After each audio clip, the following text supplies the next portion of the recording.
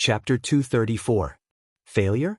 I haven't even started forming my nascent soul, but Master already thinks I'll fail? Xianxia was speechless for a long time. She couldn't explain her feelings. After a long time, she said, Master, when I met the two deification seniors, I got a batch of spiritual plants that were several thousand years old. Because I couldn't use them with my current realm, I kept them. If Senior Martial Brother Shoujing needs them, he might as well use them to concoct medicinal pills. I think they'll help him form his nascent soul. Lord Daoist Jinghe looked up at her with an inexplicable expression in his eyes. Several thousand years old spiritual plants? A batch? Nowadays, spiritual plants over 1,000 years old aren't easy to get. Are you willing to give them to me? Xianxia chuckled. Ever since I came to Xianxia school, the school has never been stingy with the disciples they give me. It can be said that most of the treasures I have now come from the school. If I didn't have a school and a master, I'd be nothing. If Master thinks it's necessary, I'm naturally willing to give them to you. Oh. Lord Daoist Jinghe looked disappointed or gratified. He thought for a while and shook his head. No need. That brat has always been cautious. I've also examined him, and I've prepared more than enough. If he still fails, it can only be said that his luck is bad. Besides, you should also prepare for your core formation. I remember that your pill concocting skills are also passable, right? Xianxia hesitated. Disciples' pill concocting skills are mediocre. Lord Daoist Jinghe smiled. Girl, you're too modest. I know your pill concocting skills are definitely better than the concoctions masters in the school since you've never gone out to find a concocting master to refine pills for you. I'll prepare dustless pills and other things for you to form your gold core, but it'll take you 10 to 20 years to cultivate until you reach the peak stage of the foundation building realm. Whatever you need to prepare, do it yourself. If there's anything you can't think of, just tell me. Thank you, Master. Xianxia was very grateful. This master was never stingy when it came to external things. Although the school had its own rules that dustless pills and other things could be distributed to disciples in the peak stage of the foundation building realm, since Master said he'd get her more than one set. Lord Daoist Jinghe thought for a while then said, You don't have to go all out on the magic formation on the main peak. I've gone inside to explore it. It's very powerful. Although it's not life-threatening, you'll inevitably suffer some injuries. Right now, it's more important for you to form your gold core, so don't get injured if you can. If you're almost there, don't advance. Otherwise, the gains won't make up for the losses. Got it. After a while, she asked again, Master, I want to form my gold core, so you let me travel outside first. What about Senior Martial Brother Shoujing? Why is it that after being in seclusion for more than 30 years, you still don't need to go out before forming your nascent soul? Lord Daoist Jinghe was playing with a small magic weapon in his hand. When he heard what Xianxia said, he raised his head and looked at her playfully. I say, why do you seem to be asking about that brat today? You weren't so nosy before. Xianxia's eyes shifted, but she soon said, Master, you're thinking too much. Isn't that because Xinji's following him now? If Senior Martial Brother Shoujing can form his nascent soul, Xinji's status will rise accordingly. Really? Lord Daoist Jinghe cast her a sidelong glance. Right now, Xinji was only in the early stage of the foundation building realm. If he wanted to reach the middle stage, it would take him at least 10 to 20 years. He was very far from the core formation realm, so did he need a nascent soul master? Of course. Xianxia insisted. Master, quickly tell me. Lord Daoist Jinghe answered carelessly, that brat can handle everything by himself. In fact, with his mental state, forming his nascent soul shouldn't be a problem. If he didn't have a mental barrier, I wouldn't be worried. Mental barrier? It's nothing. Lord Daoist Jinghe immediately smoothed things over. The most important thing in soul formation is the inner demon. Many people simply don't realize they have an inner demon, which leads to their failure in soul formation. This brat was so impatient, so he's obviously trapped by a mental barrier. That's why I'm worried. Xianxia could naturally tell Lord Daoist Jinghe wasn't telling the truth. However, this was an important matter, so it was normal for him not to tell her.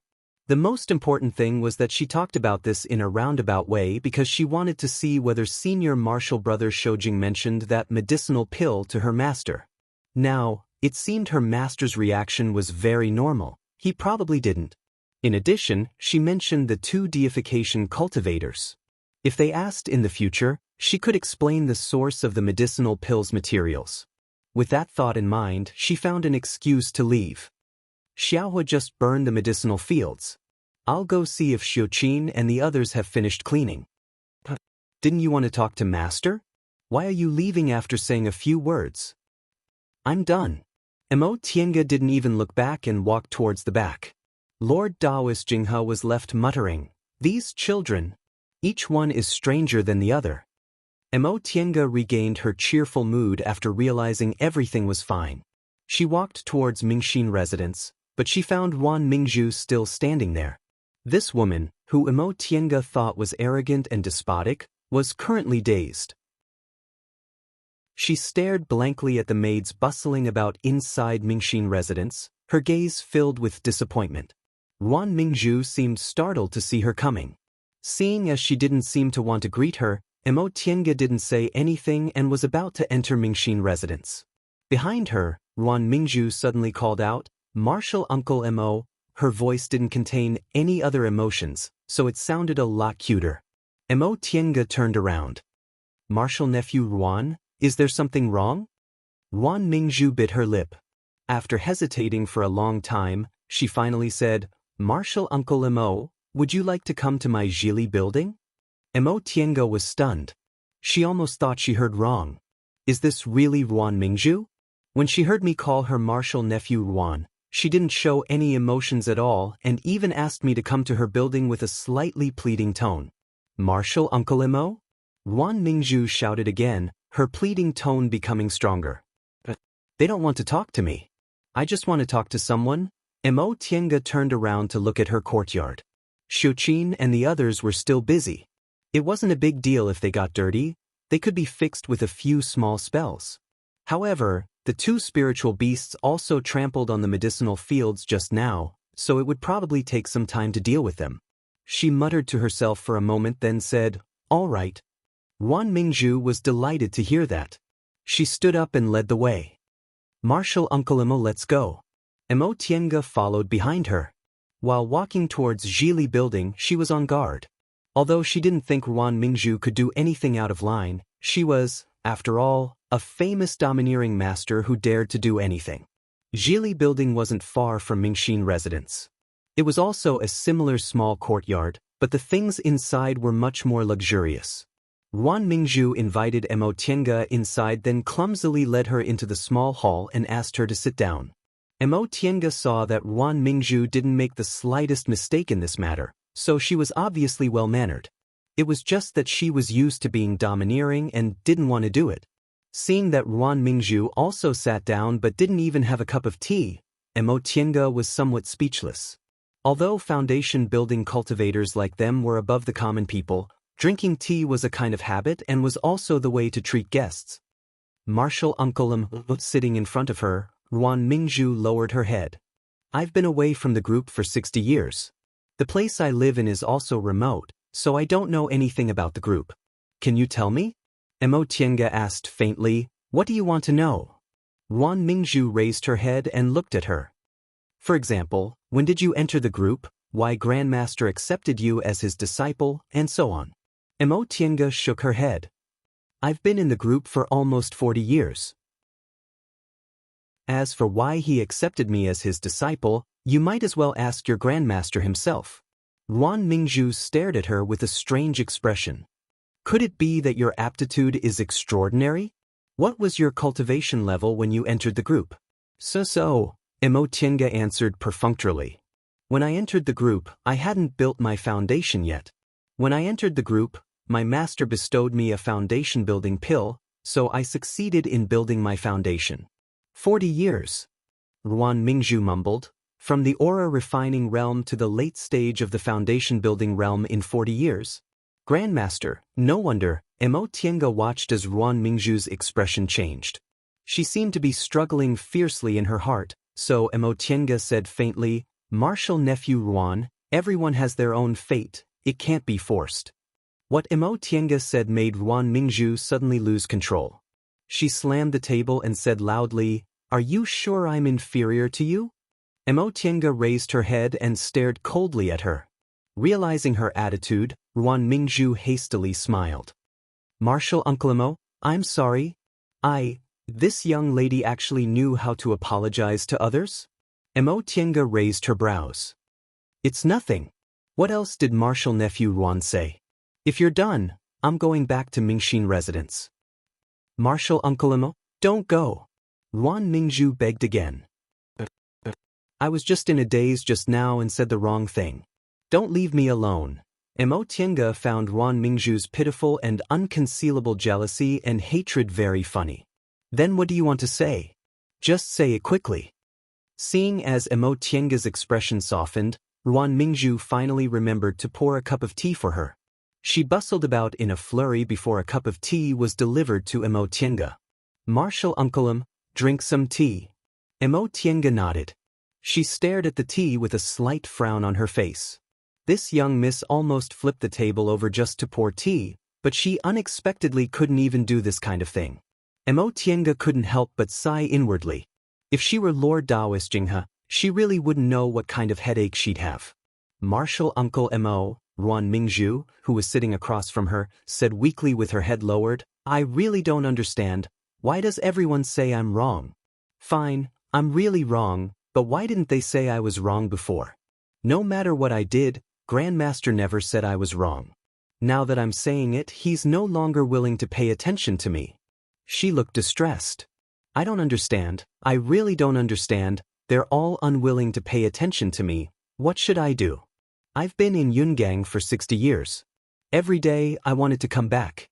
Every day I waited for Grandmaster to call me back, but he never did. When the school finally sent me a summoning talisman, I came back, but they're all unwilling to pay attention to me." At this point, she buried her head in the table and started to sob. Tiange watched for a while, then couldn't help but sigh. "Martial Nephew Ruan, have you ever thought about relying on yourself?" Ruan Mingzhu stopped crying. Tiange continued to say, "Why must Master and Senior Martial Brother Shoujing pay attention to you? In Yungang's branch courtyard, no one cared about you, and no one treated you harshly. You obviously could have cultivated properly, couldn't you?" Ruan Mingzhu raised her head in a daze. "They're all ignoring me. What's the use of cultivating? What's the point?" Tiange simply didn't know what to say. Could it be that you're cultivating just to make other people pay attention to you? Ruan Mingzhu looked bewildered. Tiange felt helpless and amused at the same time. This woman was obviously more than twice her age, but why did she feel like she was educating a child? Could it be that you yourself don't feel the joy of cultivating at all? Then what's your purpose in life? To just live? To act recklessly? To let Master pamper you? And then wait for one day to pass away? If you don't even know what you want to do, how can you find joy in living?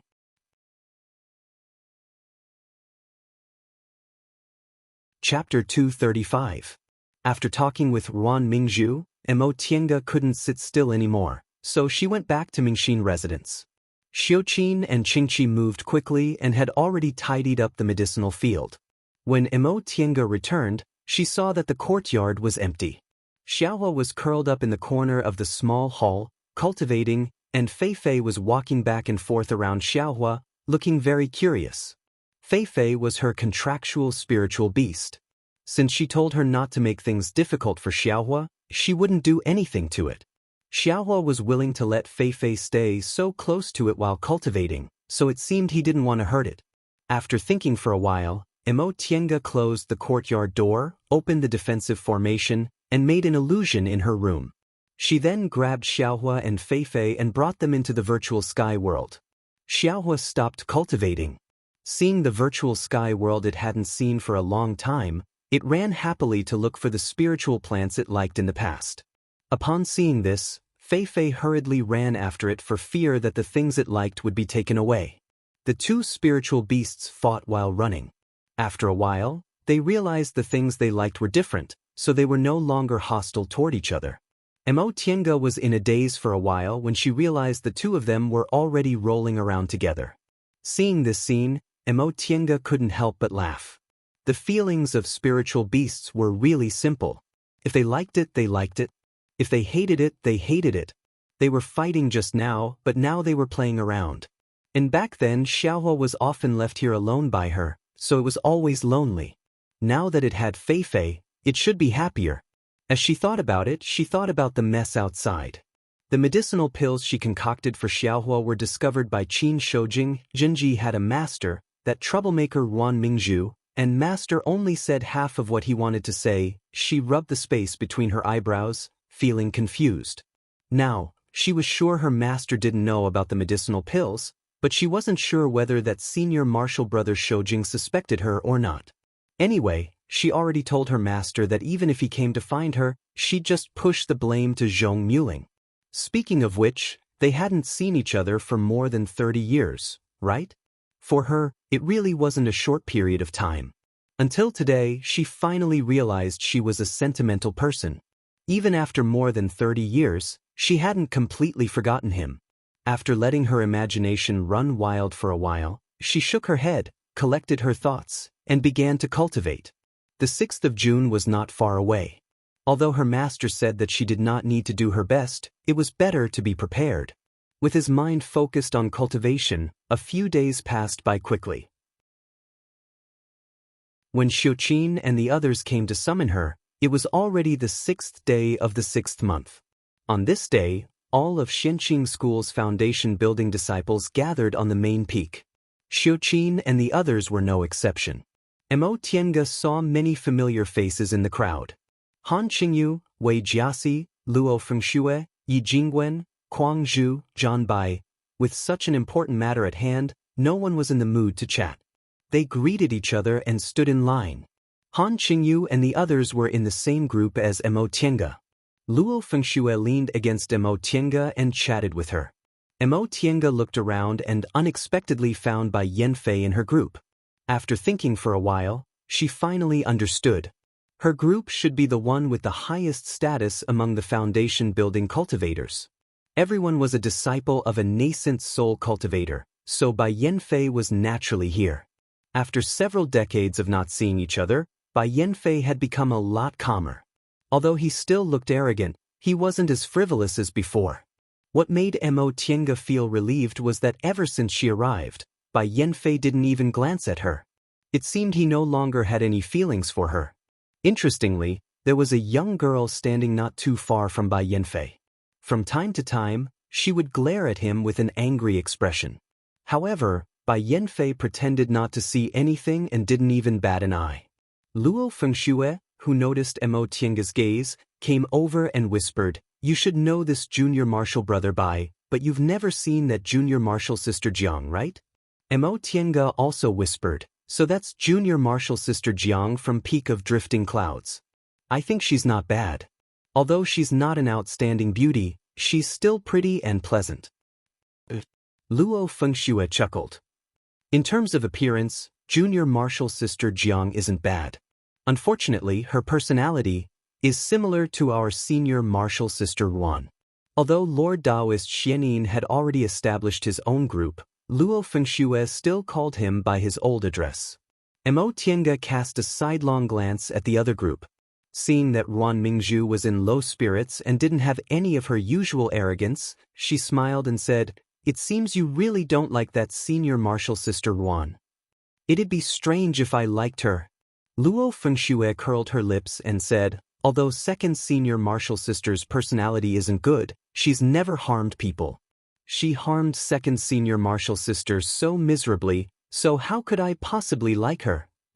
Speaking of this, Mo Tiange looked at the solemn-looking Wei Jiasi. To her surprise, Wei Jiasi also advanced to the late stage. Senior martial sister Wei made a realm breakthrough?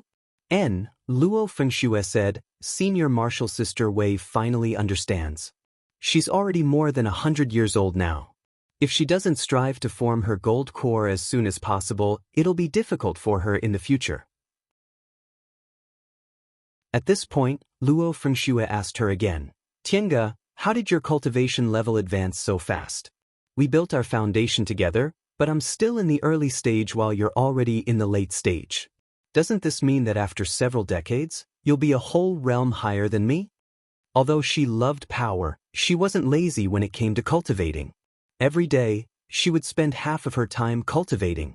Tiange shook her head and said, "You know, right after I built my foundation, I obtained a fated chance and directly advanced to the middle stage. Now that more than 30 years have passed, it's not strange for me to advance to the late stage. Besides, aren't you already in the peak of the early stage? The only thing you're missing is a realm breakthrough." That's what you say, but who knows? Luo Fengxue wasn't in the mood, so she changed the topic. In fact, we all secretly said that junior martial sister Jiang would definitely suffer in the future. With martial uncle Lingshu supporting her, she's naturally a favored one, but when it comes to aptitude, she's actually about the same as us. She and junior martial brother Bai Zhenyang are indeed taking advantage of her when she performs dual cultivation. Martial uncle Zhenyang did this to appease Drifting Cloud's peak. Tiange said, "If martial uncle Lingshu passes away, what will happen to Drifting Cloud's peak?" Martial uncle Lingshu advanced to the nascent soul realm nearly 1,000 years ago, and Drifting Cloud's peak is full of his disciples and grand-disciples.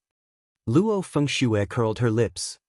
That's why Drifting Cloud's peak urgently needs another nascent soul cultivator. Otherwise, senior martial brother Danning wouldn't be so anxious to form his nascent soul instead of traveling. Alas, in my opinion, it'll be difficult for senior martial brother Danning to form his nascent soul now.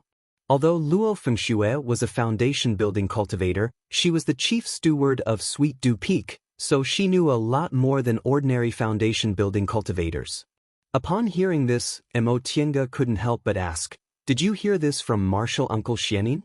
Luo Fengxue said, "Master did say that, but martial uncle Shoujing?"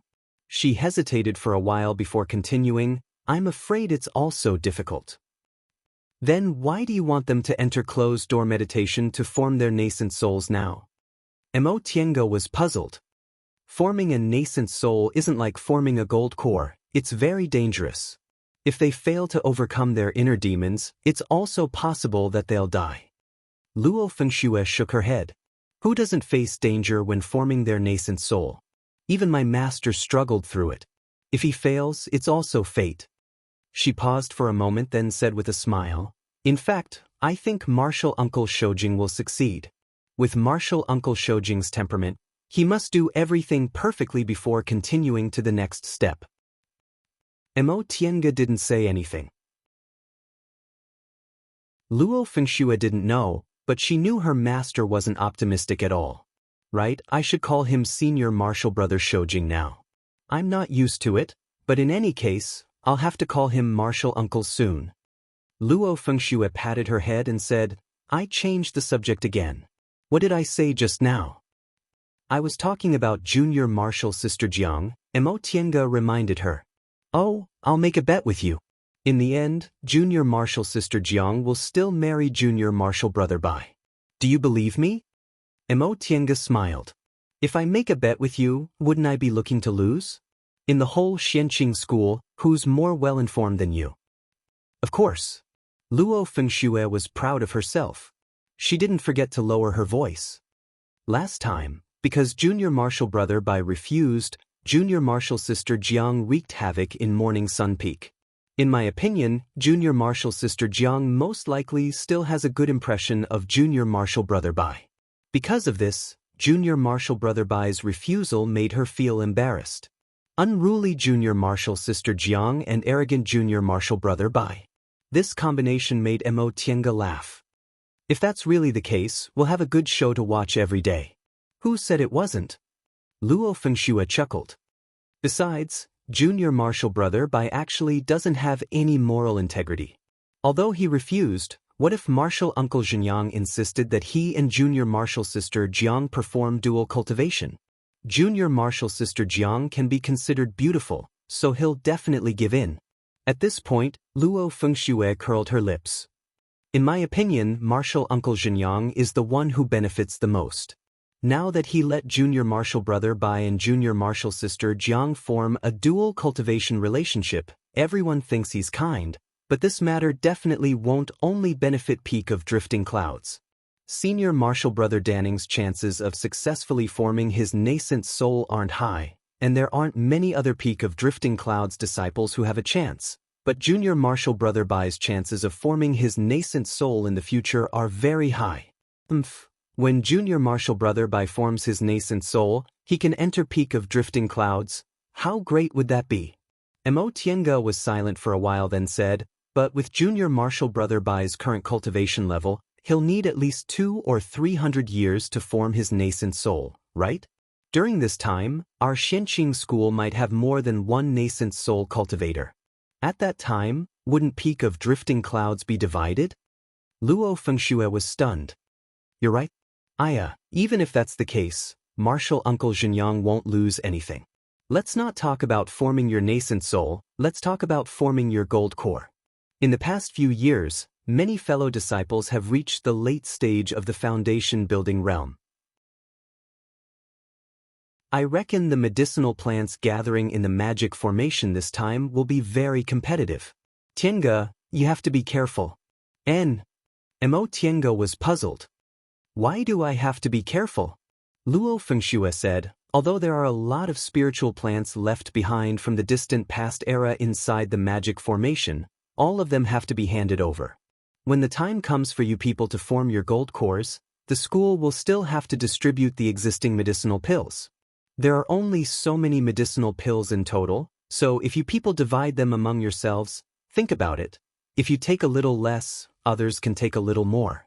Is there anyone who doesn't want you to gather a lot of spiritual plants? This reasoning was indeed correct. Mo Tiange asked, will someone attack me?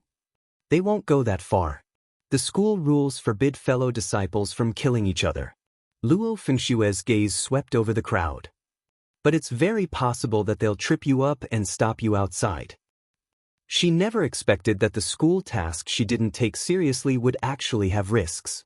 Fortunately, her master already told her that protecting herself was more important.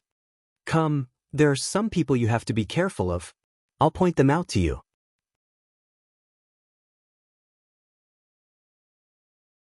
Chapter 236. The people Luo Fengxue pointed out to Mo Tiange were all in the late stage of the foundation building realm or were about to reach the peak stage of the foundation building realm in order to advance to the core formation realm. Among them, there were both elite disciples and ordinary disciples. These people all plan to advance to the core formation realm in the near future, and their temperaments aren't very good, so you have to be extra careful. In addition, as long as they're in the late stage of the foundation building realm, you have to be careful. Although Luo Fengxue's cultivation level wasn't outstanding, she was very experienced in handling things. Mo Tiange noted her words down. I understand. Luo Fengxue smiled again. In fact, you don't have to be too careful. In any case, this is a formation to test disciples. Even if something happens, you'll just be transported out. Besides, with Grandmaster's personality, even if you don't get anything, he definitely won't treat you badly when you advance to the core formation realm. Mo Tiange also smiled. You really know Grandmaster well. How could I not? Luo Fengxue giggled. As long as I understand Grandmaster's personality, it's too easy to get things from him. Mo Tiange couldn't help but want to laugh. Others said Lord Daoist Jinghe was rude, bloodthirsty, and temperamental, but his disciples and grand-disciples understood his preferences and could do whatever they wanted. While the two of them were talking, a nascent soul cultivator and several core formation cultivators walked in from the outside. They were Lord Daoist Xianxia, the head Grand Supreme Elder, the school head, and various managing elders. After Lord Daoist Xianxia arrived, he sat on the seat of honor and closed his eyes in silence. The school head, who stood next to him, stepped forward. School head Shen Yijian was Lord Daoist Xianxia's disciple. Although he was known as the school head of Xianxia School, Lord Daoist Xianxia was in charge of the big things and the managing elders of the various peaks had already taken care of the small things. As the school head, Shen Yijian only spoke for Lord Daoist Xianxia when they encountered small things. But in any case, he was the school head of Xianxia School, and his status was much higher than foundation building disciples like them. Once he stepped forward, the disciples who were whispering to each other all quieted down. Shen Yijin swept his gaze across the hall and said, "Dear disciples, I believe that the masters of the various peaks have already roughly explained to you the reason for summoning everyone back to the mountain. Today, I will tell you in detail once more. Not long ago, we discovered a spirit array at the foot of the main peak. This spirit array is extremely complicated. It is a huge spirit array formed by hundreds and thousands of small spirit arrays. According to the Grand Supreme Elder's research, this formation was not dangerous. It should have been used by the ancient cultivation sects to test their disciples. Now that hundreds of thousands of years have passed, this array still retains some of its functions, and a small part of the rewards for the disciples is still intact. Also, the most important thing is that the spiritual qi environment of hundreds of thousands of years ago is still preserved in the array. After hundreds of thousands of years of reproduction, the originally unremarkable spiritual herbs have become a huge wealth in the present day. At this point, Shen Yijin looked at the reactions of the disciples. Sure enough, although some rumors had already spread, it was the first time many ordinary disciples knew the specific situation. At this moment, they were whispering to each other, discussing spiritedly. Shen Yijin raised his hand to stop everyone's whispers. Everyone should be able to understand that this is a huge opportunity for our Xianqing school to develop. If the spiritual herbs growing in this formation are refined into medicinal pills, I don't know how many high-level cultivators our school will produce. According to the research of several grand elders, this spell formation is most powerful if foundation establishment disciples enter. Therefore, we're calling all foundation establishment disciples back. You'll have equal opportunities. The sect will reward you with medicinal pills according to the amount of spiritual plants you collect from the spell formation. Medicinal pills as a reward. Although they had long heard about it, the foundation-building disciples' faces were filled with joy now that they received the sect head's affirmation. From the aura-refining realm to the foundation-building realm, the value of medicinal pills definitely wasn't as simple as advancing one realm. 4 aura-refining disciples. Aura-nourishing pills cost no more than 2 spirit stones each. For those who came from rich families, it wasn't a big deal for them to keep taking aura-nourishing pills. However, once they reached the foundation-building realm, even for elite disciples, the amount of soul-nourishing pills they received was no more than 20 pills a year. Therefore, for these foundation-building disciples, other things were fine, but medicinal pills really couldn't be missed. Now that everyone understands the cause and effect, I'll now talk about the characteristics of this magic formation. Seeing the enthusiastic atmosphere below, Shen Yijin smiled and nodded. After the Grand Supreme Elders examined this magic formation, they discovered it's the 10,000 laws of nature formation recorded in ancient records. Everyone, don't underestimate it. Any formation that's called a magic formation is a combination of several kinds of formations. This formation is the same. The specific power of this formation isn't recorded in ancient records. However, the Grand Supreme Elders have already investigated it. This formation is purely used to test disciples. There's no danger to their lives. This formation is roughly divided into 3 parts. The first part is the 5 spirits killing body. In this part, all disciples need to pass one stage at a time and solve it through combat. Everyone can do as you please and see how many stages you can pass with your own ability. Remember, passing stages isn't the goal. Every time you reach a stage, you just need to collect the spiritual herbs that exist in that stage. The second part is the 5 hindrances overturning senses. In this part, everyone must be especially careful. Guard your mind and be careful of the 5 hindrances of greed, anger, delusion, slowness, and doubt. If you're entangled by the 5 hindrances, not only will you be immediately sent out of the formation, but your mind will also suffer damage in a short period of time. You mustn't lower your guard on this point. The last part is the 5 confusions plaguing spirit. The 5 confusions are bewitching heart, bewitching wisdom, bewitching thought, bewitching spirit, and bewitching intent. It's complicated to explain, but in fact, you only need to remember one point. No matter what appears in front of you, you must distinguish between what's real and what's fake and hold fast to your Dao heart. After saying that, Shen Yijian looked at Lord Daoist Jinyang. Seeing that he didn't seem to have any objections, he continued, the so-called 10,000 laws of nature formation. Everyone must remember the 4 words 10,000 laws of nature, and you'll definitely be able to walk to the end. All right, I'll give you some time to think about what to do. Right after he finished speaking, a disciple asked, Martial Uncle Sect Head, may I ask how many disciples are allowed to enter this formation together? Sect Head Shen answered, this formation has endless changes. Once you enter, you can't control it, so you have to be alone.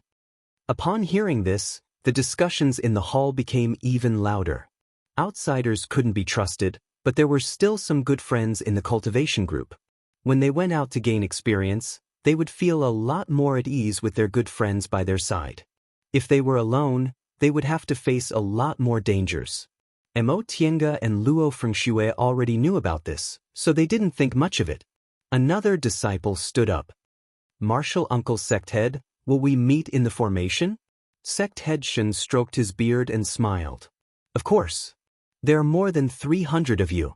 Although the formation is big, it's impossible to separate all of you. If you happen to meet each other, I hope you can help each other and tide over the difficulties together. Mo Tiange and Luo Fengxue glanced at each other. Both of them had helpless expressions in their eyes.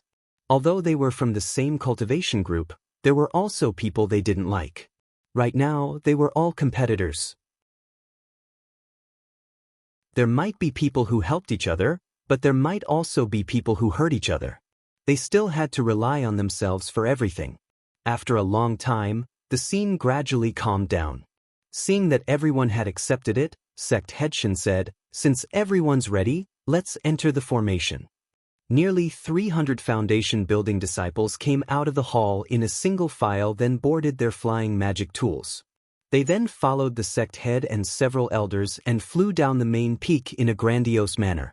At that moment, Mo Tiange saw Yi Zhenji excitedly discussing with Hualing in the crowd. She flew over and called out, Zhenji? Ah, Auntie. Although the two of them were already cultivators in the same realm, one was in the early stage of the foundation building realm while the other was in the late stage. Mo Tiange asked in a low voice, did your master prepare the things for you? Yi Zhenji nodded. And master gave me a lot of talismans and unique treasures. He also taught me what to do. That's good. After thinking for a moment, she took out several bottles of medicinal pills from her robe. Take these. Don't be reluctant to use them. Use them when you need them. Knowing that his aunt didn't lack medicinal pills, Yi Zhenji also accepted them. Mo Tiange was still worried, so she warned him repeatedly, it's fine as long as you try your best. There's no need to force things. Protect yourself first. By all means, don't get hurt. I know. In fact, Yi Zhenji was very excited about this magic formation test. Before he built his foundation, he only went back to the secular world once. After he built his foundation, he only went down the mountain to do some small errands with his fellow martial brothers and sisters. He still hadn't gone out to gain experience. Mo Tiange smiled at Hualing, then flew back to her own group. Upon seeing this, Luo Fengxue moved closer to her and said with a smile, you really dote on your nephew. He's martial Uncle Shoujing's only disciple, what could he possibly lack? Don't worry blindly. When this matter was brought up, Mo Tiange felt a bit depressed. She shook her head but didn't say anything. Soon, the group of people flew to the bottom of the valley and stood in line. When everyone was gathered, the sect head and several elders stepped forward. Each of them made a hand seal. A burst of white light rose from each person's body. The white light became brighter and brighter until it eventually merged into one and rushed towards the rock wall. The white light disappeared as soon as it touched the rock wall. In the blink of an eye, a dark hole appeared on the rock wall. Then they began to lay an extremely complicated formation in front of the hole and embedded pieces of high-grade spirit stones. Upon seeing these high-grade spirit stones, all the foundation building disciples' eyes lit up. These were high-grade spirit stones. Foundation building disciples like them rarely saw middle-grade spirit stones, but the number of high-grade spirit stones they took out all at once was at least several hundred. When they finished laying the spirit stones, several elders struck their palms together. The formation flashed, and several hundred high-grade spirit stones flashed, starting to continuously supply spiritual aura to the formation. School head Shen turned around and said loudly, "Disciples, as you can see, the operation of this magic formation consumes too many spirit stones. After it's opened this time, it'll be at least 30 to 50 years before it can be opened again. I hope all disciples can grasp this opportunity well." School head Shen then signaled the elders to step aside. "Alright, now we'll start. Go in one by one from left to right." The first line was the disciples of nascent soul cultivators like them. There weren't many people. Xianxia school now had a total of 6 nascent soul cultivators. Among them, 5 advanced several hundred years ago. Among the disciples they accepted, there were only a few foundation-building disciples. Lord Daoist Xianin was the only one who advanced not too long ago, so all his disciples were in the foundation-building realm. Nevertheless, there were only about 20 disciples in total. After Luo Fengxue, who was in front of her, went in, Mo Tiange also walked towards the 10,000 laws of nature formation. After crossing the formation supporting the operation of the magic formation and entering the cave on the rock wall, Mo Tiange's visions suddenly darkened and brightened. She looked around and found herself standing on an extremely vast water surface.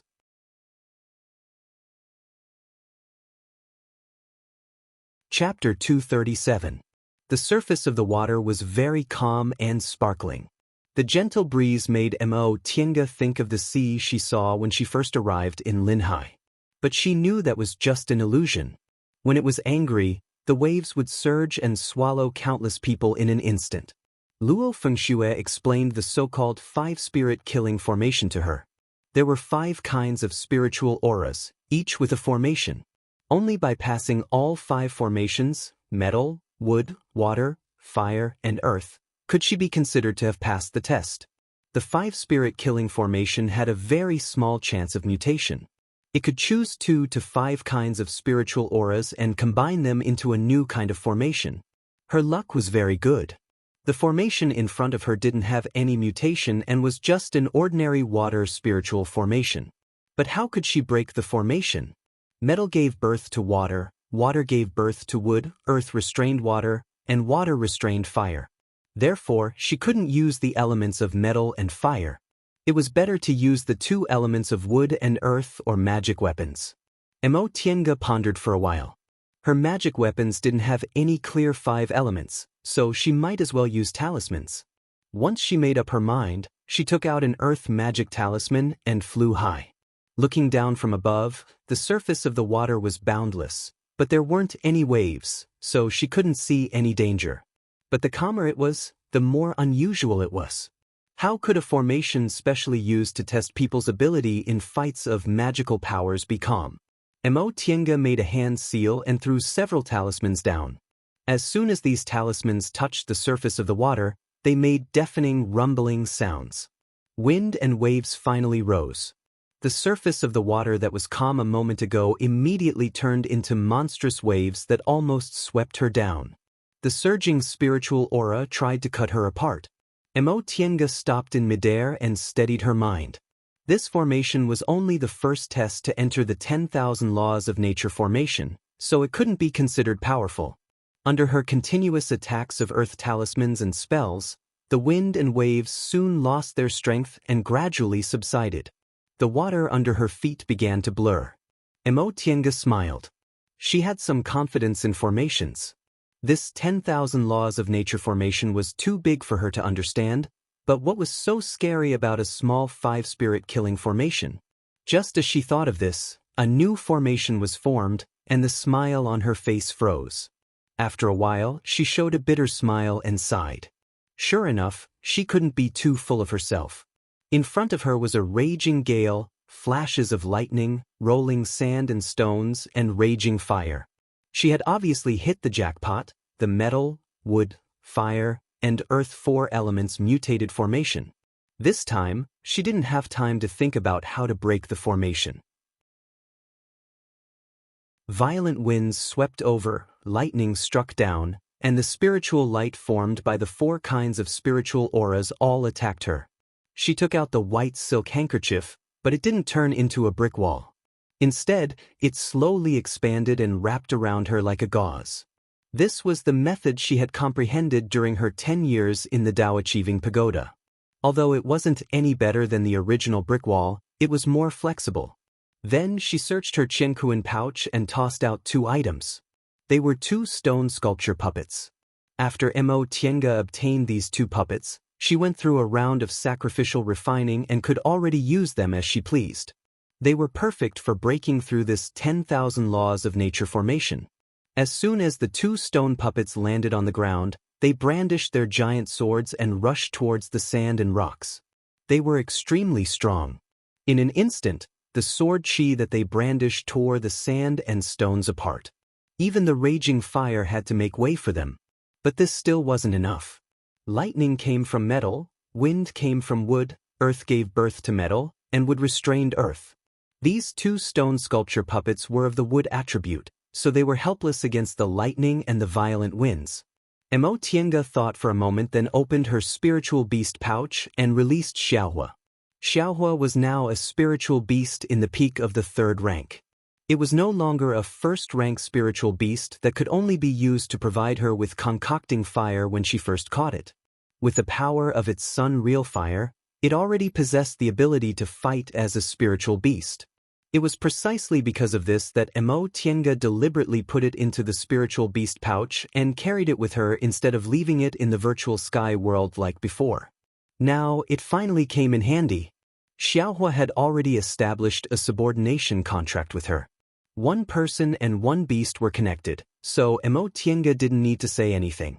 Xiaohua already jumped down, opened its mouth, and spewed out sun real fire to fight against the violent winds and lightning. Mo Tiange hovered in the air, using her divine comprehension to command the stone sculpture puppets and Xiaohua. After advancing to the late stage of the foundation-building realm, with her current strength, she no longer feared anyone below the core formation realm. Even if this was a formation left behind from the Middle Ages era, with her familiarity with formations, there was nothing to be afraid of. Before long, under the attacks of the stone sculpture puppets and Xiaohua, the lightning became more and more powerless, the raging fire gradually extinguished, the violent winds stopped, and the sand and stones also quieted down. Mo Tiange was about to heave a sigh of relief when she saw the 4 kinds of spiritual aura slowly converging on the ground. Then, the sand and stones slowly surged as if they were half alive and gradually condensed into a stone man. Upon seeing this, Mo Tiange's expression turned solemn. This stone man had a body made of sand and stones, eyes made of raging fire, and arms made of wind and thunder. It was obviously formed by the fusion of the 4 spirits. Formations from the Middle Ages era were indeed not simple. She waved her hand and Xiaohua, who was staring at the stone man, ran back into her arms. Mo Tiange patted its head. "Don't act rashly. Attack when I tell you to." Xiaohua whimpered twice and obediently shrank beside her legs. Mo Tiange sent out her divine comprehension. The 2 stone sculpture puppets each brandished their stone swords and attacked the stone man. The flames in the stone man's eyes flickered, and it turned its head towards the puppets. Mo Tiange had seen the strength of these 2 stone sculpture puppets before.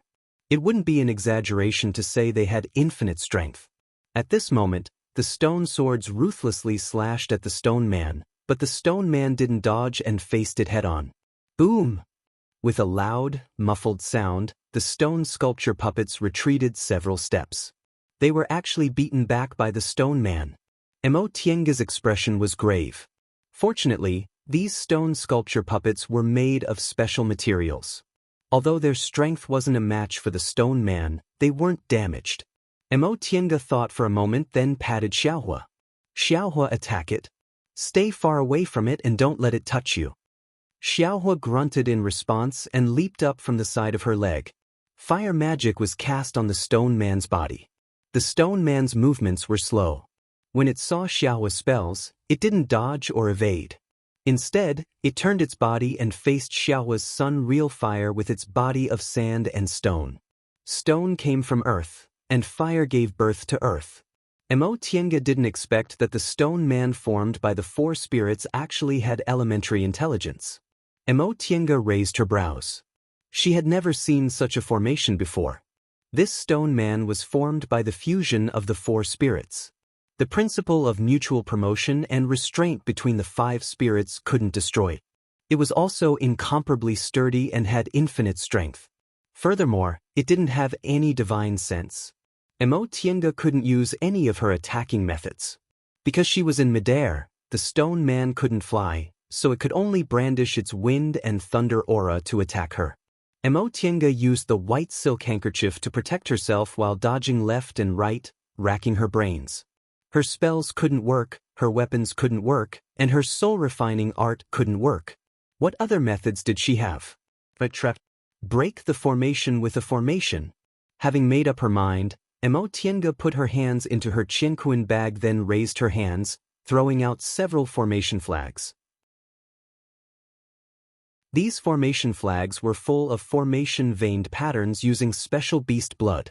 After they were placed around the stone man, Mo Tiange took out the largest formation flag and condensed her aura on her finger. Her finger moved as fast as lightning and pointed at the formation flag. All the formation flags arranged around the stone man immediately stood up. Mo Tiange waved the formation flag in her hand. All the formation flags around the stone man shone brightly and suddenly interweaved into a net of light, enveloping the stone man. The flames in the stone man's eyes throbbed, and the wind and thunder aura in its arms moved faintly. Countless wind and thunder spells were continuously used, but it couldn't sense Mo Tiange's breath. It had no consciousness, no emotions, only simple intelligence. When these formation flags were arranged around it, it didn't know how to retreat from the range of the formation and could only stand there in a daze. Now that the formation had been arranged, it couldn't find Mo Tiange's position at all. It could only use the simple intelligence given to it by the person who arranged this formation to use wind and thunder attacks to try to break the cage that trapped it. If it was an ordinary formation, it would have probably been forcibly broken under its wind and thunder attacks. However, the formation Mo Tiange laid was an improved formation she studied from the Xuanji formation book and combined with the related books in the virtual sky world. The stone man's wind and thunder attacks hit the formation. The formation flags swayed, but they didn't fall. Mo Tiange kept pouring spiritual aura into the formation flags, firmly trapping it. This was a stupid method. Hundreds of high-grade spirit stones were needed to open this huge formation, so it could be imagined how much spiritual aura was needed. There were a total of 300 people who entered, and each of them had to undergo the test alone. Therefore, the test they had to undergo must have a spiritual aura limit. Otherwise, other people's tests would be affected. As long as they persisted for a while and exhausted their spiritual aura, the test would be over. Mo Tiange was also helpless. She was now in the late stage of the foundation building realm and wasn't afraid of cultivators below the core formation realm, but this was, after all, a formation from the Middle Ages era. She was also unlucky enough to encounter a 4 spirits into 1 mutated formation. The reason she could come up with this stupid method to break the formation was because she was proficient in formations. Time passed bit by bit.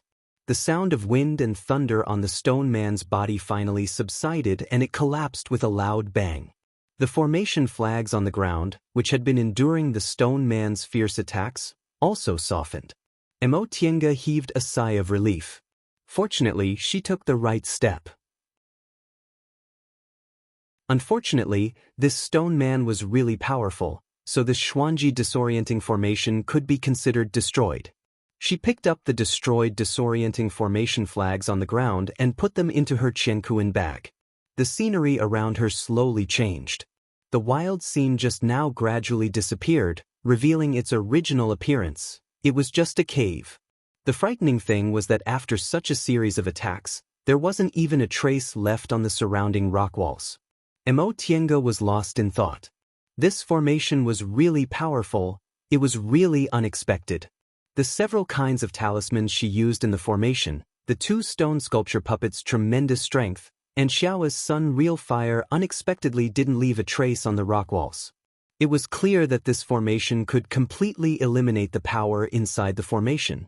Xiao's whimpering came into her ears. Mo Tiange followed its line of sight and saw it drooling while looking at a spiritual plant in the corner. She smiled and picked Xiaohua up. Don't look. No matter how much you look, it won't be yours. If you want spiritual panaceas, wait until we're done and enter the virtual sky world. You can eat whatever you want then, but this won't do. Xiaohua let out a dejected but didn't struggle anymore. Mo Tiange put it aside, then took out the medicine pouch specially used to store spiritual panaceas. She picked the mature spiritual plants growing on the rock walls and in the corners, then put them into the pouch. As for those that looked like seedlings or weren't mature enough, she just let them continue to grow.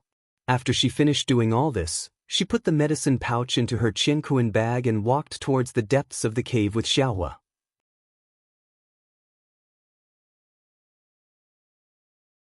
Chapter 238.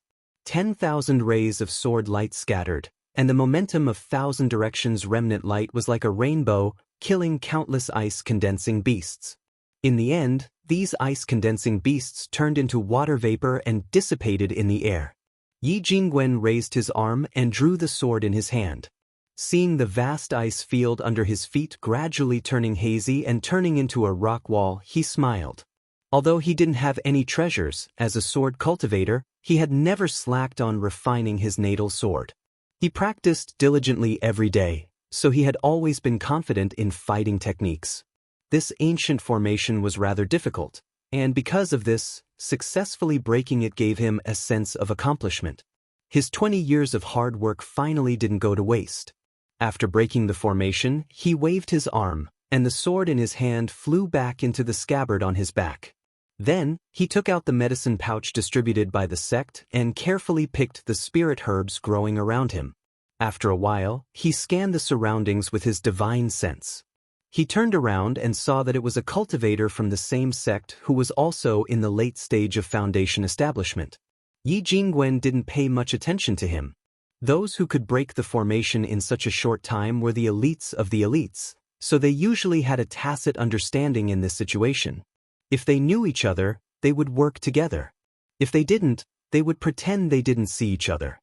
But soon, Yi Jingwen frowned because the cultivator in the late stage of foundation establishment that he didn't know started to pick the spirit herbs around him. In this cave, although there were no obvious partitions, there were slightly spacious stone rooms, connected by a slightly narrower stone path. When this person broke the formation, he was in another stone room, but now, he went through the path and picked to the stone room where he was. Yi Jingwen noticed this person's method of picking herbs. He didn't care if the roots were hurt. He dug up the spirit herbs and stuffed them into the medicine pouch, so his picking speed was much faster than Yi Jingwen's. Moreover, while picking, he kept looking at the spirit herbs on Yi Jingwen's side. This was clearly a good plan from the beginning. Seeing that Yi Jingwen's picking speed was slower, he rushed to pick some back. Senior martial brother. Yi Jingwen couldn't help but speak. The cultivator was busy and only looked up at him hurriedly.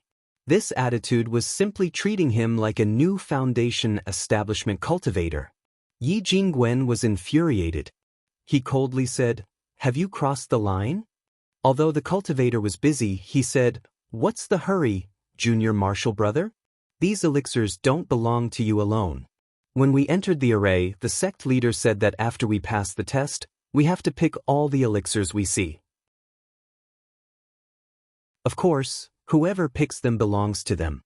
These words sounded reasonable, but it was a little unreasonable. For cultivators of the same sect like them, wouldn't it be very easy for disputes to arise if they really wanted to snatch it quickly?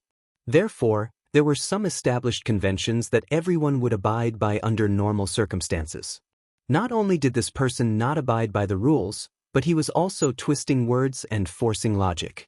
Although Yi Jingwen wasn't a domineering person, as a sword cultivator, how could he allow others to bully him?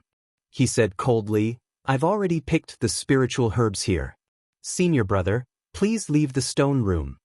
The cultivator finally stopped pretending to not see him. He dusted his hands and stood up. He looked at Yi Jingwen and said, "Junior martial brother, you look so young. Why do you care about this little bit of spirit medicine? It's not that senior martial brother wants to compete with you, but with my age, my core formation is imminent. I can't let go of this opportunity. How about you let me have a go? If this person used this reason to explain it to him in the beginning, Yi Jingwen might have allowed it. He was a sword cultivator, so his reliance on medicinal pills was lower than that of mainstream Dharma cultivators. However, this person took advantage of him first and only said it after everything was over. Moreover, he called himself senior martial brother and didn't sound like he was begging him. Mo Tiange repeated coldly, "Senior martial brother, please leave the stone room." Seeing that Mo Tiange's attitude was so unyielding, the cultivator looked angry. He looked at Yi Jingwen and said, "I'm Dong Shiyang, a disciple of Master Daoist Wuliang of Morning Sun Peak and a grand disciple of Grandmaster Xianxia. May I ask Junior Martial Brother's title?" He was using his identity to oppress others. Yi Jingwen said coldly, "I'm Yi Jingwen, a disciple of Master Daoist Qingyuan of Clear Spring Peak." Upon hearing what Mo Tiange said, the cultivator's eyes flashed. "So Junior Martial Brother is Grandmaster Jinghe's grand disciple. Don't blame me for being like this." He looked Mo Tiange up and down, but his meaning was self-evident. Yi Jingwen became even more annoyed.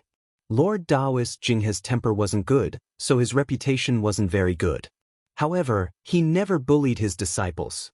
This person was also a disciple of Xianxia school, but he had this kind of attitude. How could Yi Jingwen not be angry? He immediately said angrily, "Senior Martial Brother, please conduct yourself with dignity. Don't humiliate the Grandmaster of Clear Spring Peak." "How did I humiliate him?" Dong Shiyang laughed mockingly. "Junior Martial Brother Yi, you're making something out of nothing. I didn't do anything." Yi Jingwen's expression was as dark as still water. Without saying a word, his sword was already unsheathed and hovering next to him. The cultivator's expression also darkened when he saw Mo Tiange unsheathing his sword. "Junior Martial Brother, could it be that you want to attack a fellow disciple?" Yi Jingwen also laughed mockingly. "Senior Martial Brother Dong, you're also making something out of nothing. I just unsheathed my sword, yet you're accusing me of attacking you?" The cultivator's face also turned pale from anger. The two of them were ready to fight, and the atmosphere was on the verge of exploding. All of a sudden, a slight explosion came from the side. Another person had broken through the formation. Dong Shiyang turned around and was delighted. "Martial Uncle Bai." Yi Jingwen's expression darkened. This person was Lord Daoist Jinyang's disciple, Bai Yanfei. Bai Yanfei's expression was very unsightly. His cultivation level was still in the middle stage of the foundation building realm. Although it was quite good for his age, he wholeheartedly wanted to compare himself with talented youths like Qin Shoujing and Li Lingxi who advanced to the core formation realm before the age of 100. Xianxia school had always been famous for producing talented cultivators. In their generation, Qin Shoujing advanced to the core formation realm at 78 years old, and Li Lingxi advanced to the core formation realm at 96 years old. Both of them were worthy of being called geniuses. As a disciple with a single spiritual root, Bai Yanfei had always disdained to compare himself with other cultivators. However, he was now 57 years old, yet he was only in the middle stage of the foundation building realm. He was almost certain that he couldn't catch up with Qin Shoujing. Even catching up with Li Lingxi would be a bit difficult. Given Bai Yanfei's arrogant personality, this was really unbearable for him. Unfortunately, after entering this 10,000 laws of nature formation, he spent a lot of effort to break the formation in the first trial, the 5 spirits killing body, and he even put himself in a very difficult situation, so he was very annoyed. Now that he heard someone calling him, he glared at them and said, "What's your name?" His tone was quite unpleasant. Dong Shiyang greeted him enthusiastically, but he was stunned by Bai Yanfei's retort. However, he realized there were other people here, so he immediately pretended he didn't care and still showed a smile. "Martial Uncle Bai, you also came out?" Bai Yanfei also realized his tone just now was too bad, so he just gave a perfunctory "n" and glanced at the two people, then continued to look for a way to go.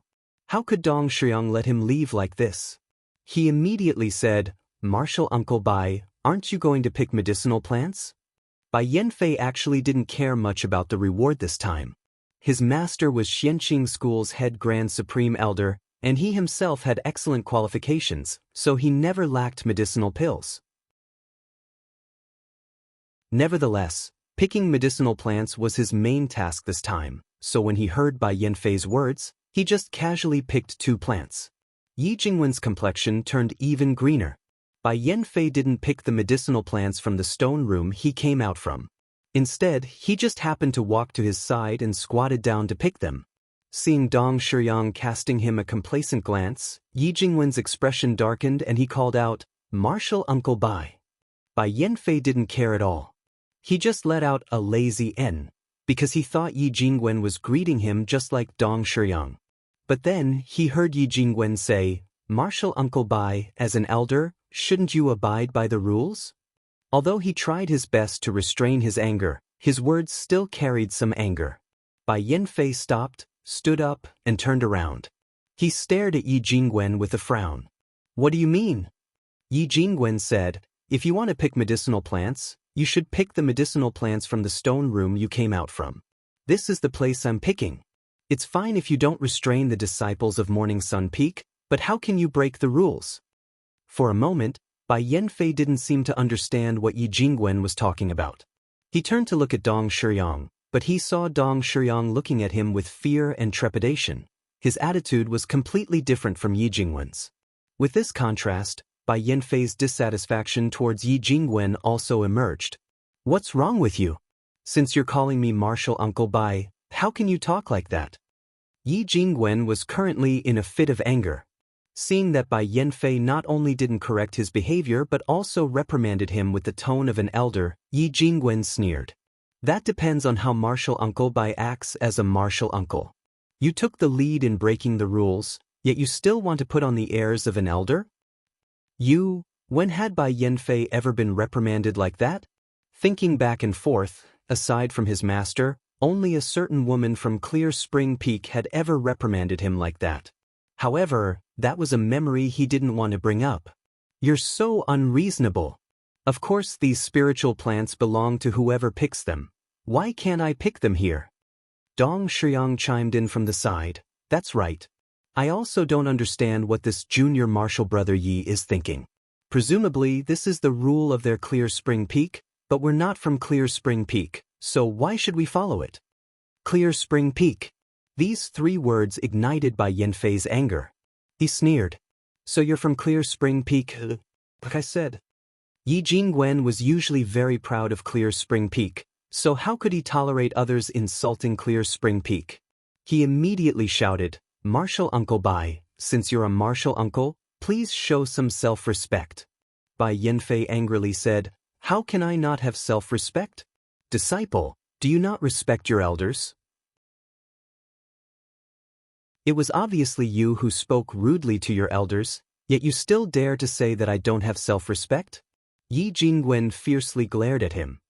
"Martial Uncle Bai, as an elder, you didn't abide by the rules first, didn't restrict your disciples, and even showed disdain towards my Clear Spring Peak. How can you have self-respect? As a disciple of Clear Spring Peak, we naturally have to respect our elders when we meet them, but if we can't even have self-respect, how can we be worthy of other people's respect?" Bai Yanfei's expression changed because his words were too harsh. When he saw Yi Jingwen's flying sword hovering around him, he also sneered. "Good, you want to fight, right? That being the case, why are you still looking for excuses?" Right after he said that, he unreasonably touched his waist and took out the crescent-shaped machete. The machete flashed as he injected his spiritual aura into it. Seeing that this martial uncle was not only unreasonable but also wanted to fight a junior, Yi Jingwen also became angry. He no longer cared about the school's rule that fellow disciples weren't allowed to kill each other. He raised his arm and pointed, causing the flying sword hovering around him to shine brightly. Upon seeing this, Dong Shiyang also took out his own magic tool.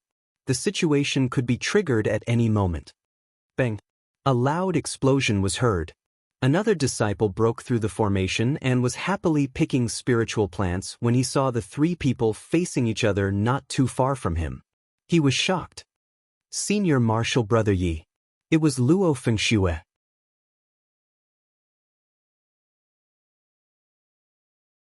Chapter 239. Luo Fengxue being able to break out of the formation relied on a bit of luck. Although she was only one step away from the middle stage of the foundation building realm, she was, after all, in the early stage of the foundation building realm. The fierceness of the five spirits formation was far beyond her imagination, so she was practically flustered. Originally, he thought that he would have to exit the first round, but he discovered that his luck was pretty good. He just happened to have a restraining talisman on him, so he passed the round and smoothly broke out of the array. Luo Fengxue was bewildered by the scene before her. Why did senior martial brother Yi and Bai Yanfei have a conflict? She called Yi Jingwen senior martial brother because the two of them used to be Lord Daoist Jinghe's grand disciples and both of them were good friends with Mo Tiange, so she didn't change the way she addressed him now. She then looked at the two people opposite Yi Jingwen and politely called out, "Junior martial brother Bai." As for the person next to her, she actually recognized him. He was one of the people she told Mo Tiange to be careful of. However, she was now a nascent soul cultivator's disciple, so she didn't need to take the initiative to greet him. When Bai Yanfei saw Luo Fengxue, he didn't recognize her, so he could only vaguely call her senior martial sister. Dong Shiyang, however, recognized her, so he helplessly saluted her. Martial Uncle Luo. As Luo Fengxue watched the scene before her, she whispered to Yi Jingwen, "Senior martial brother Yi, what's going on?" Yi Jingwen said helplessly, "They clearly came out from another stone room, yet they want to harvest the spiritual herbs here." Oh. Luo Fengxue's eyes moved in a circle. When she saw the empty stone room next to her that didn't even have a single spiritual plant, she roughly understood what happened. However, her temperament wasn't as impulsive as Yi Jingwen's. She was still all smiles as she said, "Junior martial brother Bai, it's just a small matter. Let's each take a step back." Bai Yanfei was only acting on impulse. Now that Luo Fengxue had given him a way out of this embarrassing situation, he agreed. Oh, since senior martial sister said so, Dong Shiyang, on the other hand, was a bit anxious. The reason he pulled Bai Yanfei along was because he wanted to pick more spiritual plants. If Bai Yanfei agreed, wouldn't that mean he wouldn't be able to take advantage of him? He said, "Then junior martial brother, ye should apologize to our martial uncle Bai, and this matter will be settled."